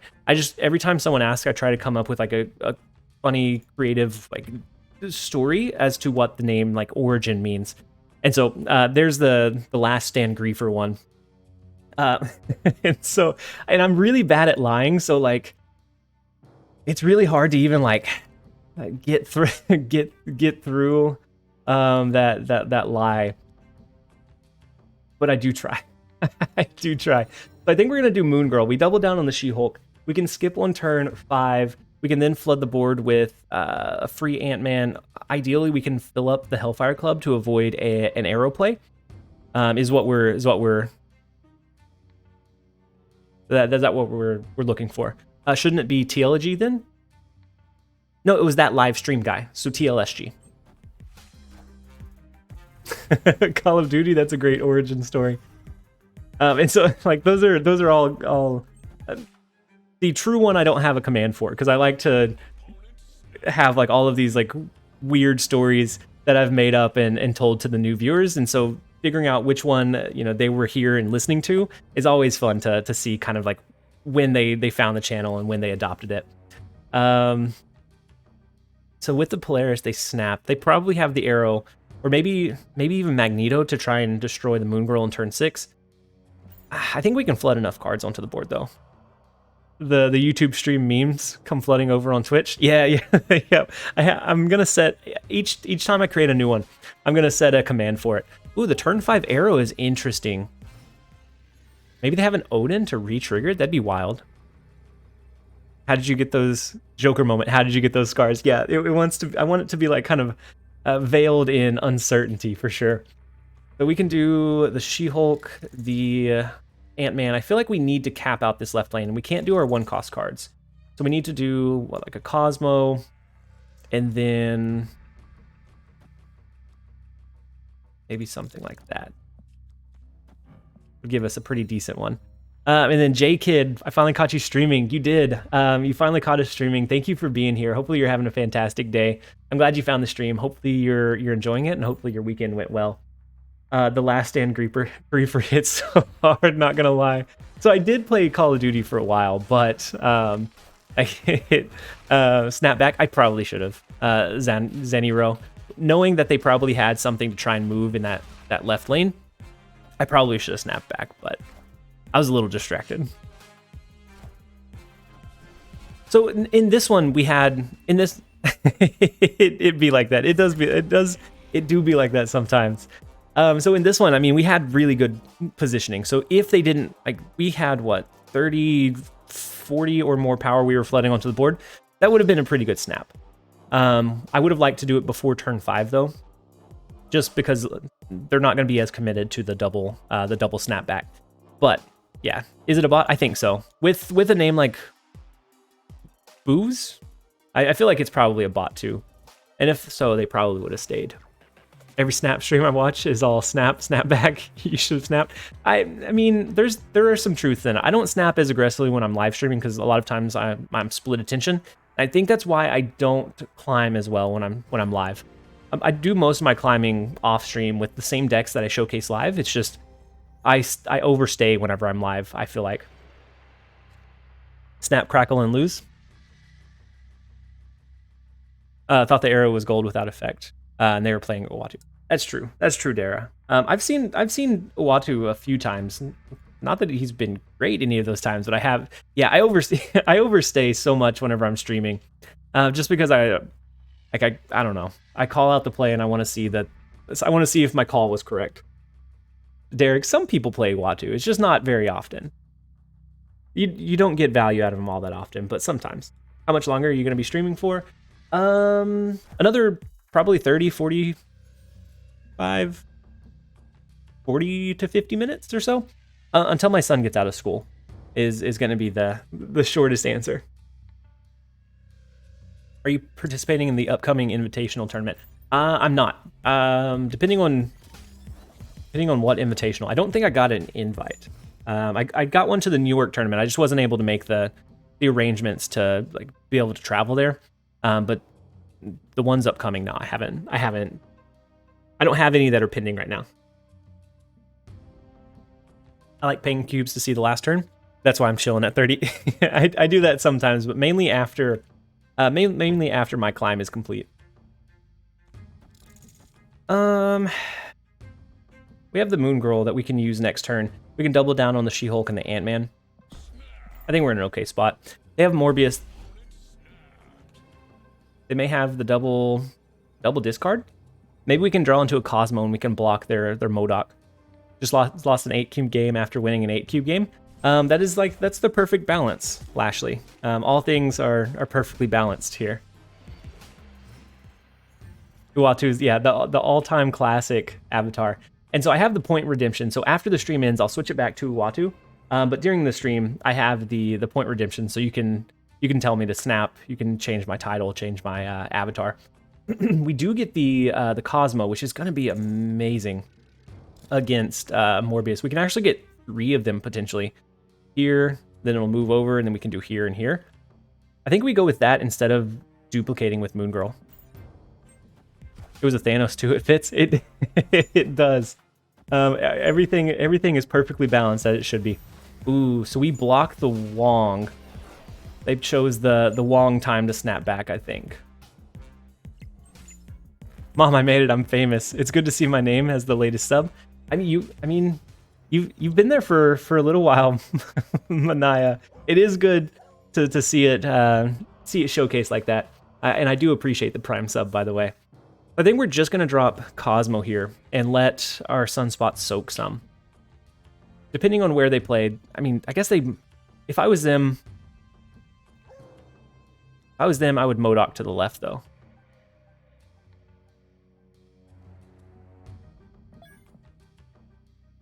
If they're a smart player, they would. Knowing that I could copy the Cosmo and then copy it again. But are they smart? I don't know. Maybe I'm thinking too much into it. Oh no, I outplayed myself. They're gonna have the MODOK mid, right? Oh no, I talked myself out of the winning play. Well, now that's an easy retreat from us. They have the swarm value too. We let them. Oh no, we choked on it. There's no way to win this one now. Yeah, I outpositioned myself. I outplayed myself. Thinking it would be smart. What's the cube total today? It's 4 less than what it was before I went into this match. They just they just expected your prediction. Either that or maybe I overthought it. So I think the cube total. The cube total is probably. I don't know what we started at actually. I was around 102, 103 whenever we started it. And so we've been climbing back and forth. We switched over to a Thanos Galactus deck for a little bit and bled some cubes, and he would. And so I knew he would want to copy the MODOK, but if we Cosmoed it, then we'd keep initiative going to that last turn, and we could play it to the left again. And so we would have been able to block the discards all the way through. By the way, you said you need to use your Prime sub. All you have to do is go to Prime Gaming and then click on your profile. And then you'll find the link for Twitching, or you'll find linking your Twitch option. Perfect. So I actually need to do that. Whenever I get off, I watch so many other streamers that I need to use my Prime sub each month. Like, it's just sitting there. It's just free Bezos bucks that aren't getting used. So I need to support some of my fellow content creators. And so I'll do that. I'll do that tonight after the stream ends. Whoever stream I find out that I'm just lurking in. Imagine not using your Twitch Prime chat. Yeah, on your favorite streamer. Yeah, I know, Dara. I know. I need to. But for whatever reason, I haven't yet. I just lurk so much. Yeah. I'll do it tonight. Whoever's I'm lurking in. So Dara, if I'm lurking in yours, you'll see my Prime sub come through. You can take Bezos bucks. So they do the 0 Titania. It should be a Shuri deck, but I don't think we can... I mean, we don't have Cosmo. I don't think we can out-tempo them anyways. They'll Cosmo themselves. I'm debating on if I stream tonight or not. I have a lot of work to do for my IRL job. I mean, my my Prime sub could help you get up to that 2,000 sub goal where you quit your job. But... I mean, you're what, like 1,200, 1,300 away? Yeah, that one day it'll happen, Dara. With the continued growth, it's gonna happen. Hey, I have no welcome. doubt. It took you long enough. Tyler lands down. Thank you so much for the Prime sub. You're absolutely crushing it, Dara. In like all of the categories. So it'll happen as long as the game continues to grow. It's gonna happen. So I think Cosmo's not great, is it? If they Shuri this turn, Cosmo's just going to block us in. We're going to retreat out. I assume that they have it. They have initiative. We're not going to be able to stop the double Shuri before it happens, and then there's just no stopping it after that point. Do you anticipate a Shuri nerf? I think so. I don't know. I think we would see an Arrow one before Shuri. Shuri is kind of in the limelight. Same with Thanos, but I think anytime you're doubling power, it becomes an issue. So maybe switching it to like a flat power increase for the next card you play could kind of keep its ideal play line, but give it a little bit different spice. And so I don't know. I think something needs to change, but I don't know how long it would be. But I feel like she's so common that it has to be something that they're watching. IRL for the win? Yeah.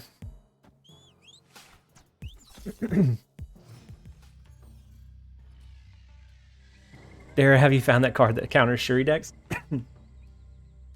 Cosmo counters it if you have initiative, but it's just about... I mean, you have to place it very, very well, and so it's not consistent, I don't think. And Super Tech God, thank you so much for the follow. It's been a while, man.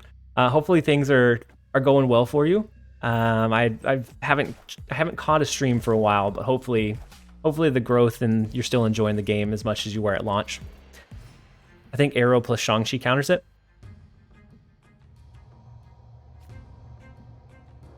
Yeah, a lot of times the Shuri decks aren't going to have enough to flood entirely on the board. Yes, indeed. Good so far. That's great to hear, Super Tech God. I know that we talked quite a bit before, like right after game launch, but I haven't kept in touch with a lot of people. So it's good to hear that it's going well. So as long as they can't change the Nexus, and this may be... Yeah, this one has to be a bot, right? So as long as we can win the Nexus, they probably have a Killmonger. Can we ever outpace them in that left lane so that we can win the Space Throne as well? Arrow turn 5, absorbing 6. If you're going to do that, why not Arrow on 5 and then Odin on 6? It'd be more power, just not quite as flexible. But it is still... I think it's still really hard to pull that off. What about Float, Shulk, and Taskmaster? You can Shang with Zabu. That is true. Tuan, many greetings from Germany. Welcome. I'm so glad you found the stream, and hopefully you're having a fantastic day. And then Tyler lands down. I think I called it out, but thank you for the Prime sub. It brought us up to 53 for the day. It's massive support, you guys. We can double down with Moon Girl. Do we ever play more than...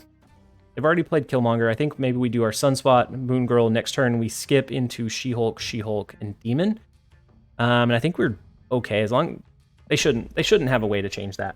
and they're not going to be able to arrow because of the spacing constrictions with like Space Throne. So we should be fine. It's Doxter.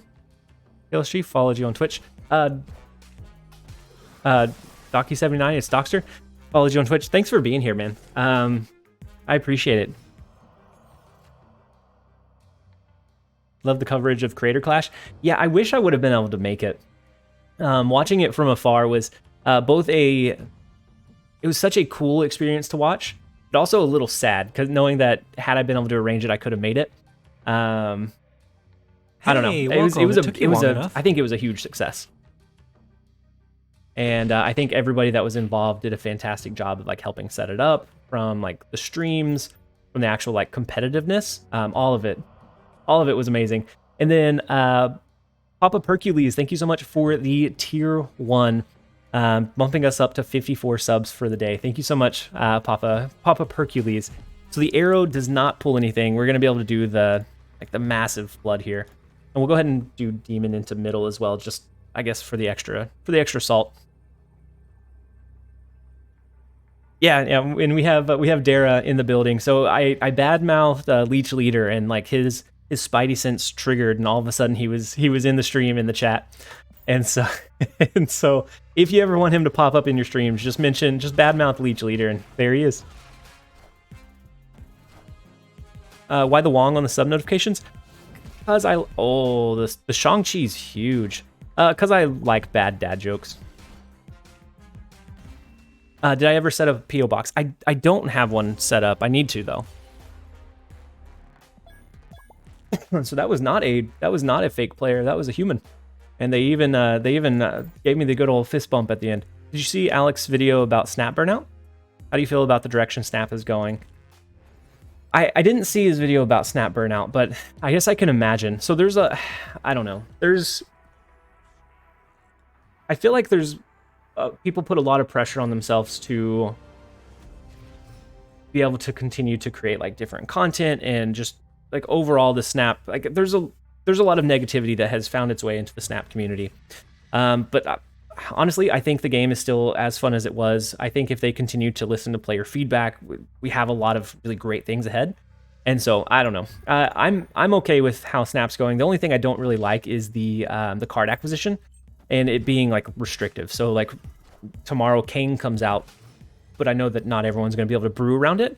And so that piece feels bad, but everything else I think feels just about the same as whenever it launched, and I still enjoy it just about as much.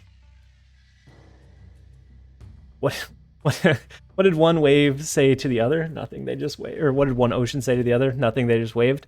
So that's my kind of joke. That's something I would probably tell my my son or daughter, and they would just like look at me like, I get the, right now I'm soaking it in with my daughter because she still thinks I'm funny.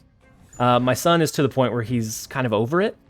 And so, yeah, it doesn't have the same effect on my son anymore. So I have to soak it in with my daughter while I can.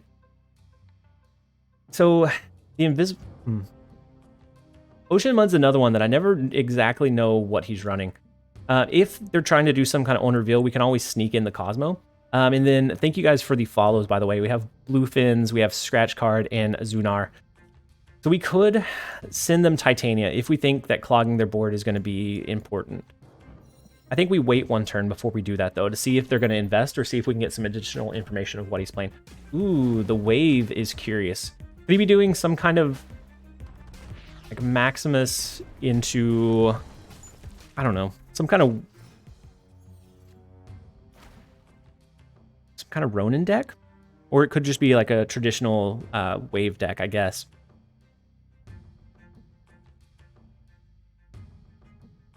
Is there any other way to support me? So there's the subs, there's the YouTube membership, and just enjoying the content. So like watching the streams, watching the videos, is all that I could really ask for. Like I have a donation button, but it's not something that like you should feel like you have to do. Just being here, enjoying the content is really all that I could want or ask for. I think we're skipping here and just floating the energy. Rather than wasting... Oh, that was not the right call. Might hide and doom under it, yeah. Yep. I was thinking of eventually doing the Cosmo behind it, but the Sandman is definitely difficult. So We never win this one now. There's no way that we can win it. If we had played something last turn, so like even our She-Hulk, we could do Cosmo to stop a Doctor Doom, and then as long as we had the lead in the other 2 lanes or that lane, but yeah, we're gonna jump out of that one. Gift subs over donations. Yeah, yep. I agree, Austin. Gifting subs helps grow the positivity of the community too, and so I think that's a little bit bigger over donations. And then I forgot, bits are a thing on Twitch. I don't. That's kind of similar in line with donations. Gifted subs and just being here to enjoy the content is probably the best thing you could do. And then, as speaking of gifted community subs, thank you so much, Tyler Lansdowne, for the 1 gifted sub that goes to Butt, and then Aloha Matey, thank you so much for the Prime sub. The support, you guys, is massive. Thank you guys for all of the positivity that you continue to bring. Take my Prime with pleasure, Aloha. Hey, welcome. With absolute pleasure. Gifting subs increases your chance of Series 5 pulls. Oh man, I need to gift some subs. Like I need to gift some. I'm 7,000 collection level dry. I need any luck that I can get. Dax, thank you so much for the follow. It's about growing the community, not the money. Exactly. Yeah, and for the content creation, it hasn't been about the money. Hey, and welcome. then It took you long enough. Lego, thank you so much for the tier 1, kicking off a hype train. Thank you for the support. I'll say Butt. Yeah, I guess. I guess the whole name is not bad. I don't know why I just shortened it to Butt. But thank you so much for the Prime sub, bringing us up to 57 for the day. No one plays turn 3. What? I don't even know. Okay. And then thank you for the gifted as well, Papa Hercules. I'm gonna skip here. While we're having all kinds of wholesome positivity in the chat. And then Butt and Papa Hercules, thank you so much for the gifted subs as well, helping grow the positivity of the community. You guys as wholesome as I hear that I am. You guys are just as wholesome and just as supportive. I appreciate each and every one of you guys. Gifted subs, I agree with. Yeah, bits are terrible. Yeah. Like bits and pure donations, they're nice if you have the extra means, but absolutely in no way necessary. Never knows best. With the first time chat of Choo Choo. Welcome to the hype train. Never knows best. So we do have the Cosmo. It goes off after the Deathlock. We don't have any of our big, like game-changing cards, unfortunately. I mean, we have our Titanium and our Ant-Man, but those can only do so much. I think we will use Moon Girl to double down on Titania. At least that's another like 13 power there. No, yeah, we're gonna retreat out of this one.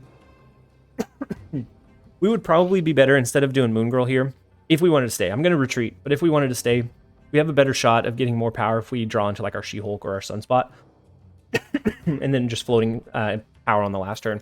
But with them having the Death Wave, they've destroyed 2 cards. They could always wave. We know that they have that in hand into a Death and an Arrow somewhere else to pull us out of the Nexus, and it just becomes difficult to match up against.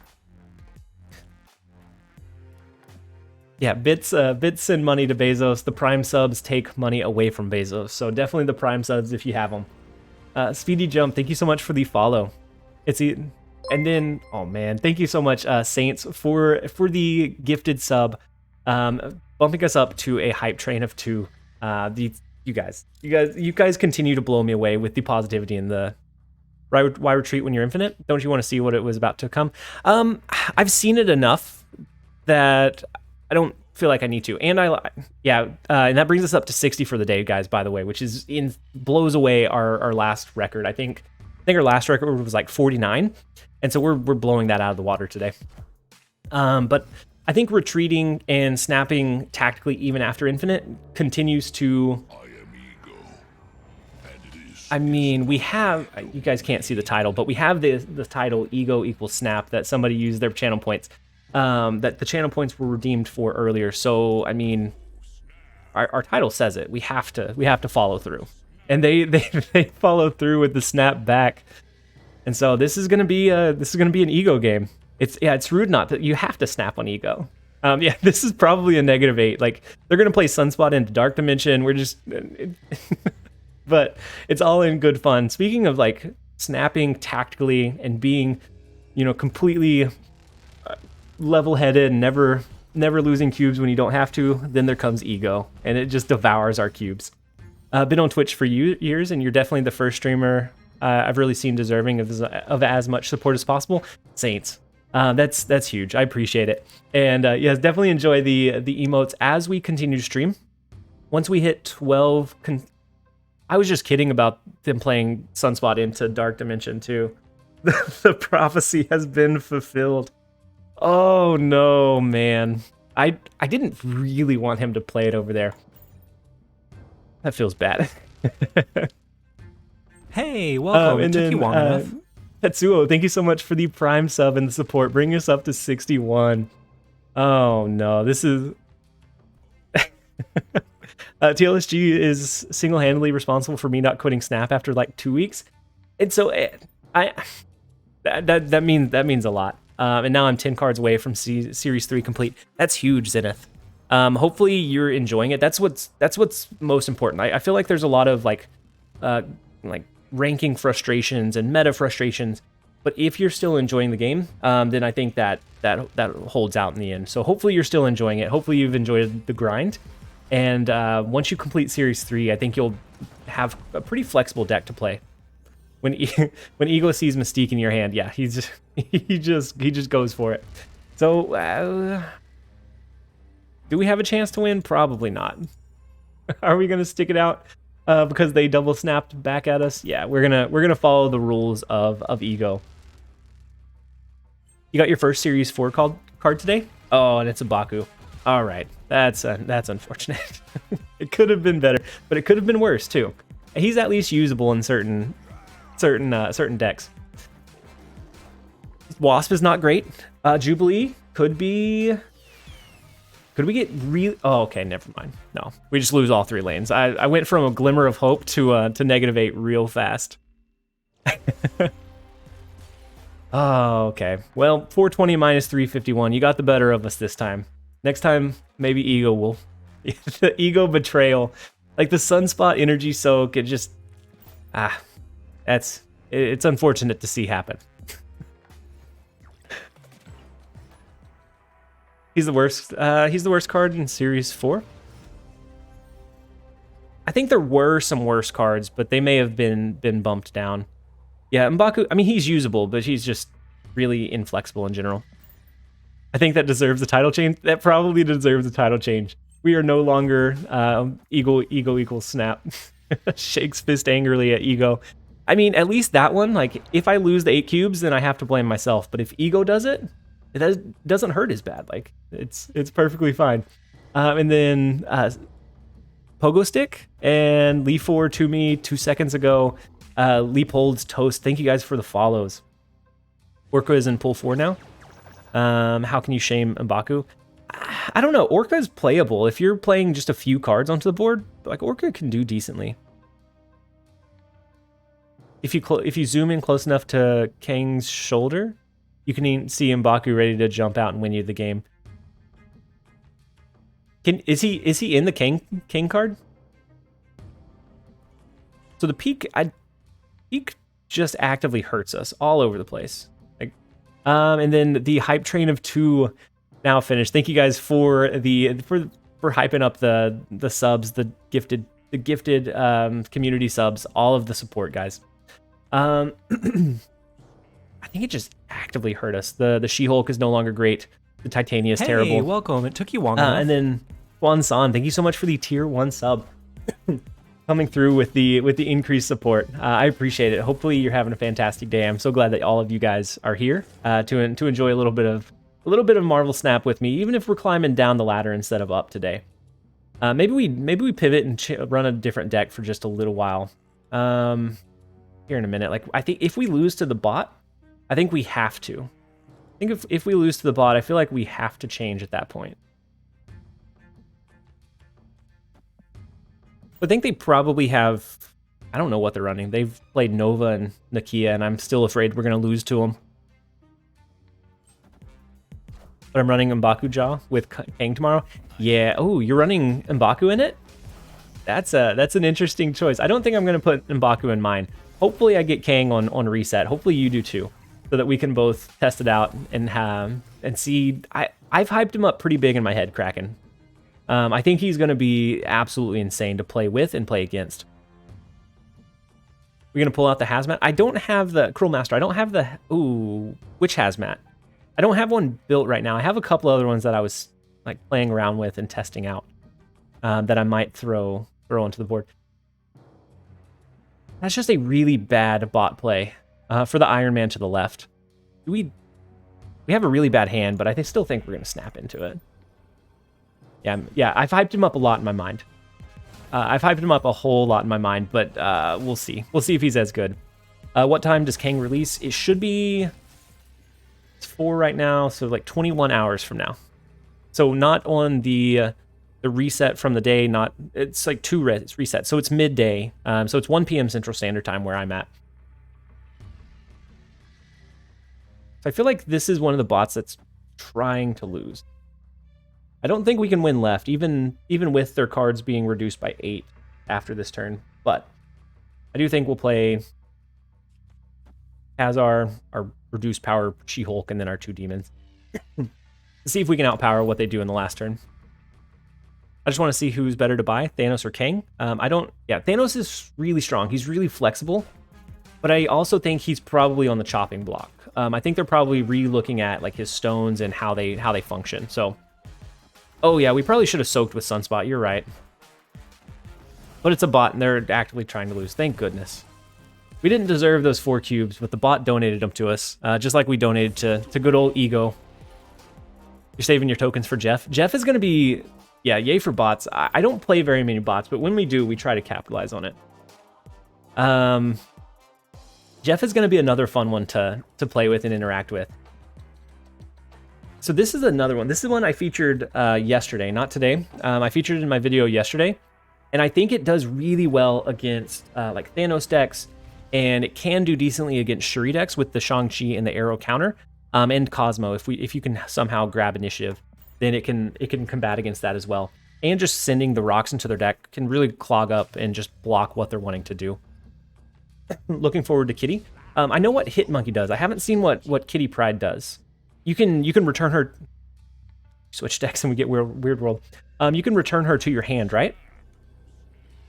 You Discord DM'd me your serious version. Kraken, I'm a little afraid to look at it. Not because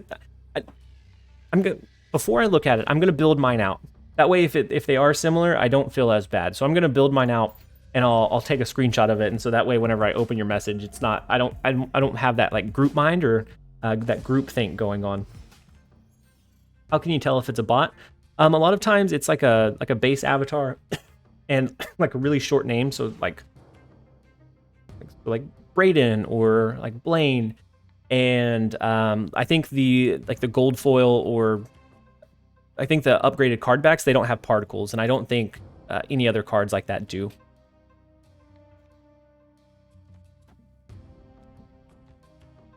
So we're sending them Shang-Chi, potentially sending them Shang-Chi. I think we're going to do Cosmo. We'll park Hawk behind it, and then we'll see what we draw from there.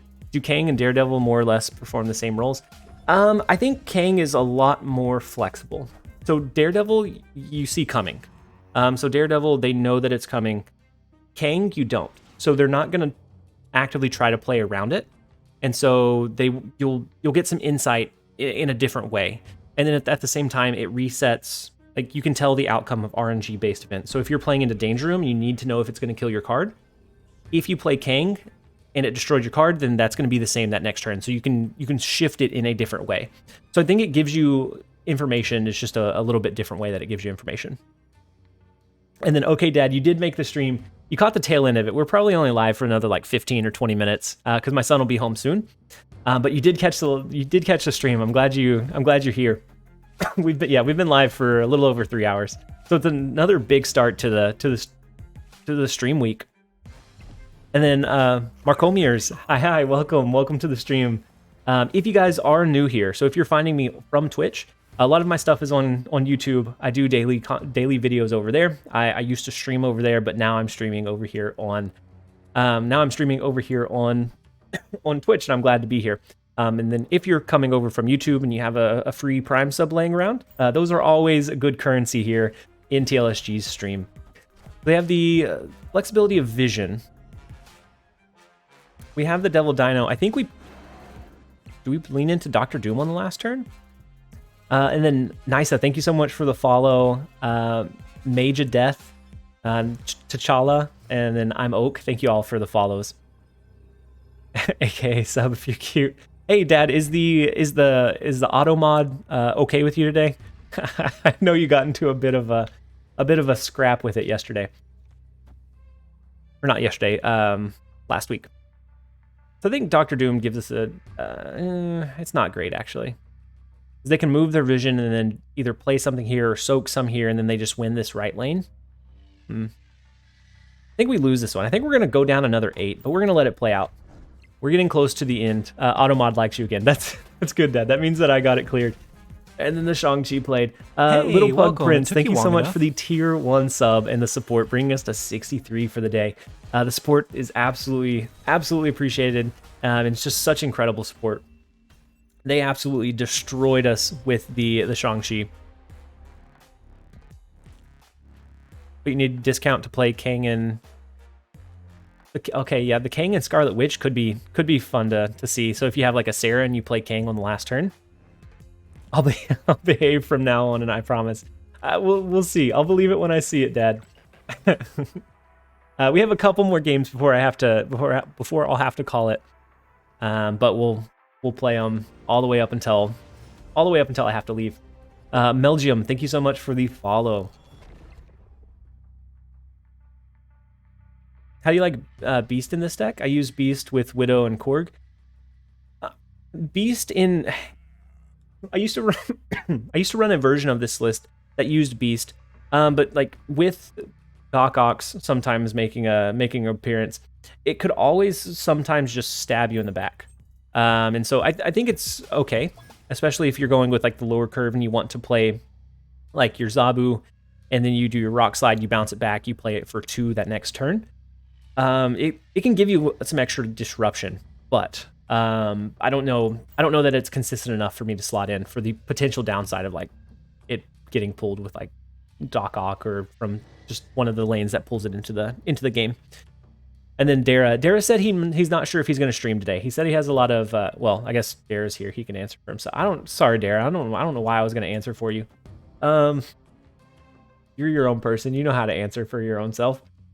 We could rotate the Sentinel here, or we just play Cosmo to start blocking whatever they're playing. I think we do the Cosmo. We rotate our Rock Slide. You're the streamer. You can answer. It's just a habit. He said he doesn't know if he's going to stream today. He has some in real life work that he might need to be taken care of instead. And then Cruel Master, thank you so much for gifting us a sub to Dara. So Dara is now a channel member in the stream. The next time he launches one, I'll have to go use my Prime sub on him. Yeah, the Lockjaw Kang. The Lockjaw Kang I think has some pretty decent potential. No Dara stream. It's Kraken's time to shine. I mean, Kraken may still my Prime gifted if we don't get a Dara stream. I'm torn between rotating Rock Slide and just playing him. That 8 power I think is too much to pass up. We're just gonna play it onto the board. I would have liked to repull him eventually. Ooh, that Shuri could be worrisome. So I think we're going to rotate as much as we can here to try to pull whatever they play into the Quantum Tunnel so that we can Shang-Chi it on the last turn. That's going to be our hope. That's our game plan now, because whatever they play is protected in the left and the right. I guess we may need to actually want to pay attention to what order we play these in. Yeah, that's fine. If we re-rotate into Korg, that's fine. It gives another rock. But otherwise, we're hoping for the arrow pull. Lockjaw is consistently my favorite card. Lockjaw's stocks have really increased here recently. I think he's always been really good. Oh, there's the arrow. That's beautiful. That's what we needed here. Lockjaw's always been pretty consistent in like a Jane Jaw or some kind of similar deck, but recently it's just absolutely skyrocketed. Yeah, he just ups the consistency, I think, if I know math. I think he increases the consistency as well, but we'll see how it plays in practice. So now if they arrow, we can do Shang-Chi. Can we fill? Yeah, we can fill up this left lane. So if they try to do a return arrow to pull the Shang-Chi out, we're gonna still be able to win. So fun to, yeah, Lockjaw, he's really good. He revived discard decks for me before MODOK came around. And so like that Jane Jaw and just now with Thanos, he continues to find good ways to provide good value. Oh, I have priority anyways? Okay. Guess we didn't need to worry about the arrow play. I'm not going to snap here. They would most likely retreat if we snap, so we're just going to play it easy, try and get the 1 extra cube instead of being greedy for 2.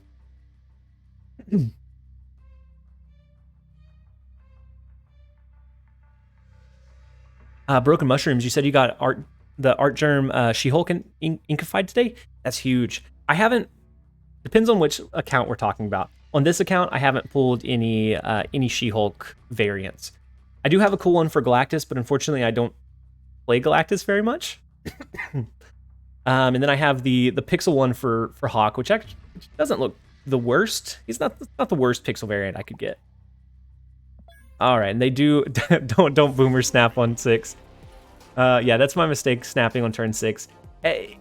Whenever you get your good play off, it feels right to snap. Like you want to snap, but at that point, unless they just really have a good return fire like answer, there's no reason for them to stay. That commitment is the 1 versus the 4, so it's very easy to just retreat out for 1 at that point, rather than just maybe the opponent doesn't have a good like next turn play, and maybe I can pull it out for an extra 1 cube. I'm much more likely to stay for the 1 extra than the 3 extra. If you're asking that question, you're old. Okay, we accept people of all ages and all backgrounds and all different kinds here. Whether you're old or young, you're perfectly welcome here. So if you're old, that's okay. I'm getting there myself. So Dad, you said you were gonna behave. I feel like we're tipping towards the edge of not behaving anymore. Ryu 2K8, how's it going? Hopefully you're having a fantastic day so far. I'm glad you're able to jump in and join us. I've stopped snapping and people assume I don't have what I need. Yeah, so especially if you're going into that last turn play, a lot of times you can sneak those big cubes because they don't think that you're gonna have what you need. H. Treos, a certain streamer rage quit today after getting Galactus from a deck running Brood and Groot.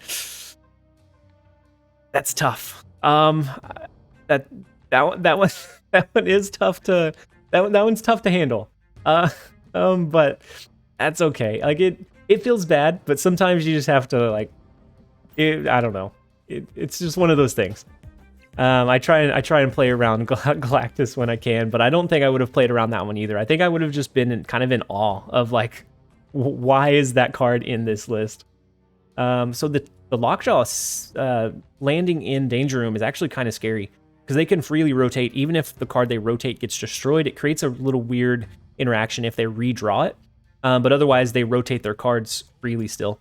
So I think I'm going to play the Cosmo. I think we're going to do Sentinel and Cosmo into mid. We're going to try and get our Cosmo to stick so that they can't have their strong own reveals that they would want in Danger Room. And then we'll kind of go from there. I'm okay if the Sentinel gets destroyed, but we definitely want the Cosmo to not get destroyed. So that means 100% of the time it will likely get destroyed. I really like your junk deck. I snap every time I encounter a Thanos. I really enjoy the junk deck. Like that archetype is just so satisfying to me. I don't know. That's what I climbed most of the season with. So if I'm frustrated with the meta, I find something I enjoy rather than something that's like really, really strong. I do think the junk deck is good, but if you're running into Death Wave, that's when you have to switch off of it because a Killmonger just absolutely derails it in most cases. But otherwise, I think it's in a really good spot, and so I definitely enjoy it too. we're losing mid. We would have to do a Hail Mary to play a third card in that lane. So it has the 25% chance to get destroyed, but the 75% chance to stay. Agent Coulson's a very underrated card. He gives so many, like, the 4 and 5 cost cards can be so pivotal that he gives. Like, one time I got Spider-Man and Professor X from the Agent Coulson, and it set me up into a perfect 3-4-5 lockdown. I definitely misjudged Agent Coulson whenever he was first coming out. I said he was going to be really, really bad. Magneto is not what we wanted to see. Worst case, you toss the cube. I take to risk the dino from Shang-Chi. So we get lucky here, right? They pulled our Cosmo over, so they can no longer do anything to impact that. But if they have something big, so if they have the Thanos, then they definitely beat us that way. Do we ever risk it with Hawk? They have 8 cards left in their deck. I assume that they rotate one here. It's going to be 16. I mean, it's going to be 16 power, probably 14 or 12, depending on if they play the Mind Stone here or not. But it's just a matter of where do I want to play it. Do we risk it in mid, and then just play like Sentinel to the right? Because I think they probably push big power into the Titan lane. For some reason, I feel like they're going to. If they don't, then they push it into Miniaturized Lab. We're going to lock it into mid. So the Devil Dino to the left. If Hawk stays here, we win. We should not have won this one. But since they didn't play anything to the right, we get very lucky that Hawk does not get destroyed. The Danger Room definitely was on our side in that game. Is there a possible substitution for Mojo in the junk deck? Mojo's strong in his role because you're going to a lot of times force them into capping out their lane, and so he's going to be a 2-8 in most games. Your read was wild. We got lucky. We got lucky that it stuck, but I'm glad that it worked out. Sometimes it works out. Today we've climbed down the ladder, so it feels good to get a 1. I'm gonna play one more real quick, and then we'll jump off for the day. But Danger Room should read a 75. Some games I feel like Danger Room just builds up, and eventually it just destroys everything that's played there. I've seen some games where like I've played 3 cards and it destroyed each and every one. I try to remind myself that it is really only a 1 out of 4, so it's the 25% chance that it gets destroyed, so you have better chances of it not being destroyed when you play there. But I oftentimes avoid playing there so often just because of the 1 out of 4 chance of it getting destroyed, rather than looking at the positive side of it. We have the Korg, we have Zabu. Since we don't have a Rock Slide, I think we're going to play Korg first. I want to add the disruption as early as we can. And I mean, Zabu would be okay to drop here, but I think we're going to curve into Agent Coulson anyways. Danger Room is like Sanctum for me. In some games, it definitely is. We could do doubles. We could do double Zabu. I think we just do the single Coulson. We're going to be able to do a big Devil Dino, a big Hawk, maybe a Dino, and then pull their cards out of that lane with Arrow on the last turn. So I think that's where we're gonna play for. NF Goler, Myriad, Machalo, Fantasy Force, everyone else that followed, thank you guys so much. I think we're up a couple hundred subs, or a couple hundred follows for the day, and about 60-something Prime subs and community gifted. It's just been it's been a wild day so far. We're gonna do the double junk with Rockside. And then we can do probably Hawk on turn 5 into an Arrow on turn 6. Yeah, the Rock Slide on Sinister looks very, very, very, very tasty. Sending them 4 rocks into their deck that's already very heavily like draw dependent and rotation dependent. Oh, and it goes into New York too. That's amazing. Yeah, Arrow into Rickety Bridge. I always enjoy a good Arrow into Rickety Bridge too. I mean, we could leech them. Do we do the Agent Coulson leech on them? Nah, I think we do. I think we do Hawk and Quinjet. How goes the new zoo? I've been running the Dracula Infinite Red Skull variant. It's good. It does really good against like Shuri decks and being able to block some of those key plays, and then just countering an arrow because you're going to have so much stuff on the board. Unfortunately, I had a couple of games against like Ego, and we lost some cubes overall with it for the day. But I think the deck itself is very solid. The person that did make the deck, they used the leech on us. We should have leech. No, oh man, that's unfortunate. Well, now we can't arrow. Now we're susceptible to the Shang-Chi play. We're susceptible to the Magneto. Ugh, feels bad. But the zoo feels pretty good. If you haven't seen the video on it, it is on the YouTube channel. The person that made it did recommend taking out Chavez for Maximus just for another good power push, or another good value card that you can push onto the board. I don't even know what we want to do here now.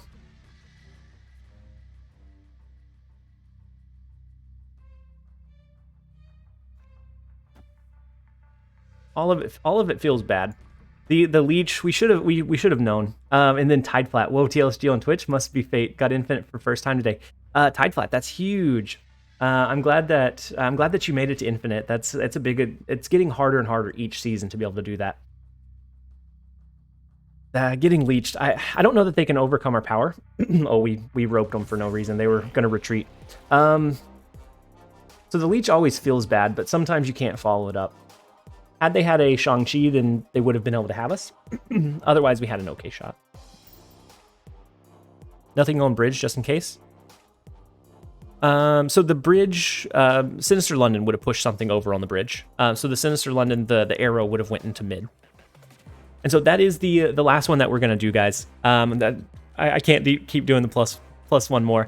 I have to head out to go pick up my son from school. I thank you everyone that joined us, that followed, that used the Prime subs.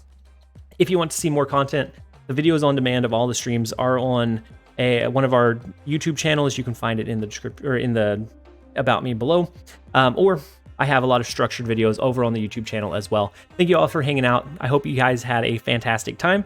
Hopefully we will catch you in the next one. It will be a little bit earlier tomorrow. So before Kang releases, I'll be streaming. And then once we get Kang, hopefully in the shop, we'll jump off to record a video on it. But I hope you guys have a fantastic rest of your day. And I hope to see you guys in the next stream. As always, this has been TLSG. Oh, wait.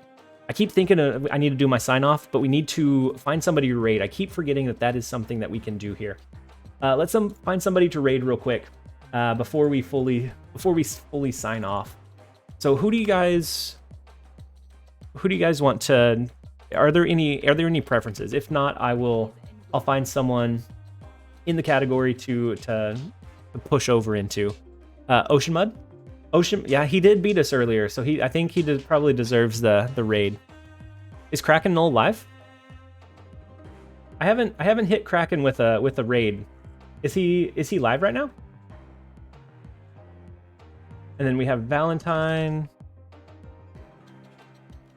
Yeah, Dexter just started. His will ramp up though. I kind of like to do someone that's a little bit smaller just to give them a boost where we can. Because like Dexter's, his is already gonna just pop off. I don't see Kraken Null. Are you guys telling him to launch up the stream real fast?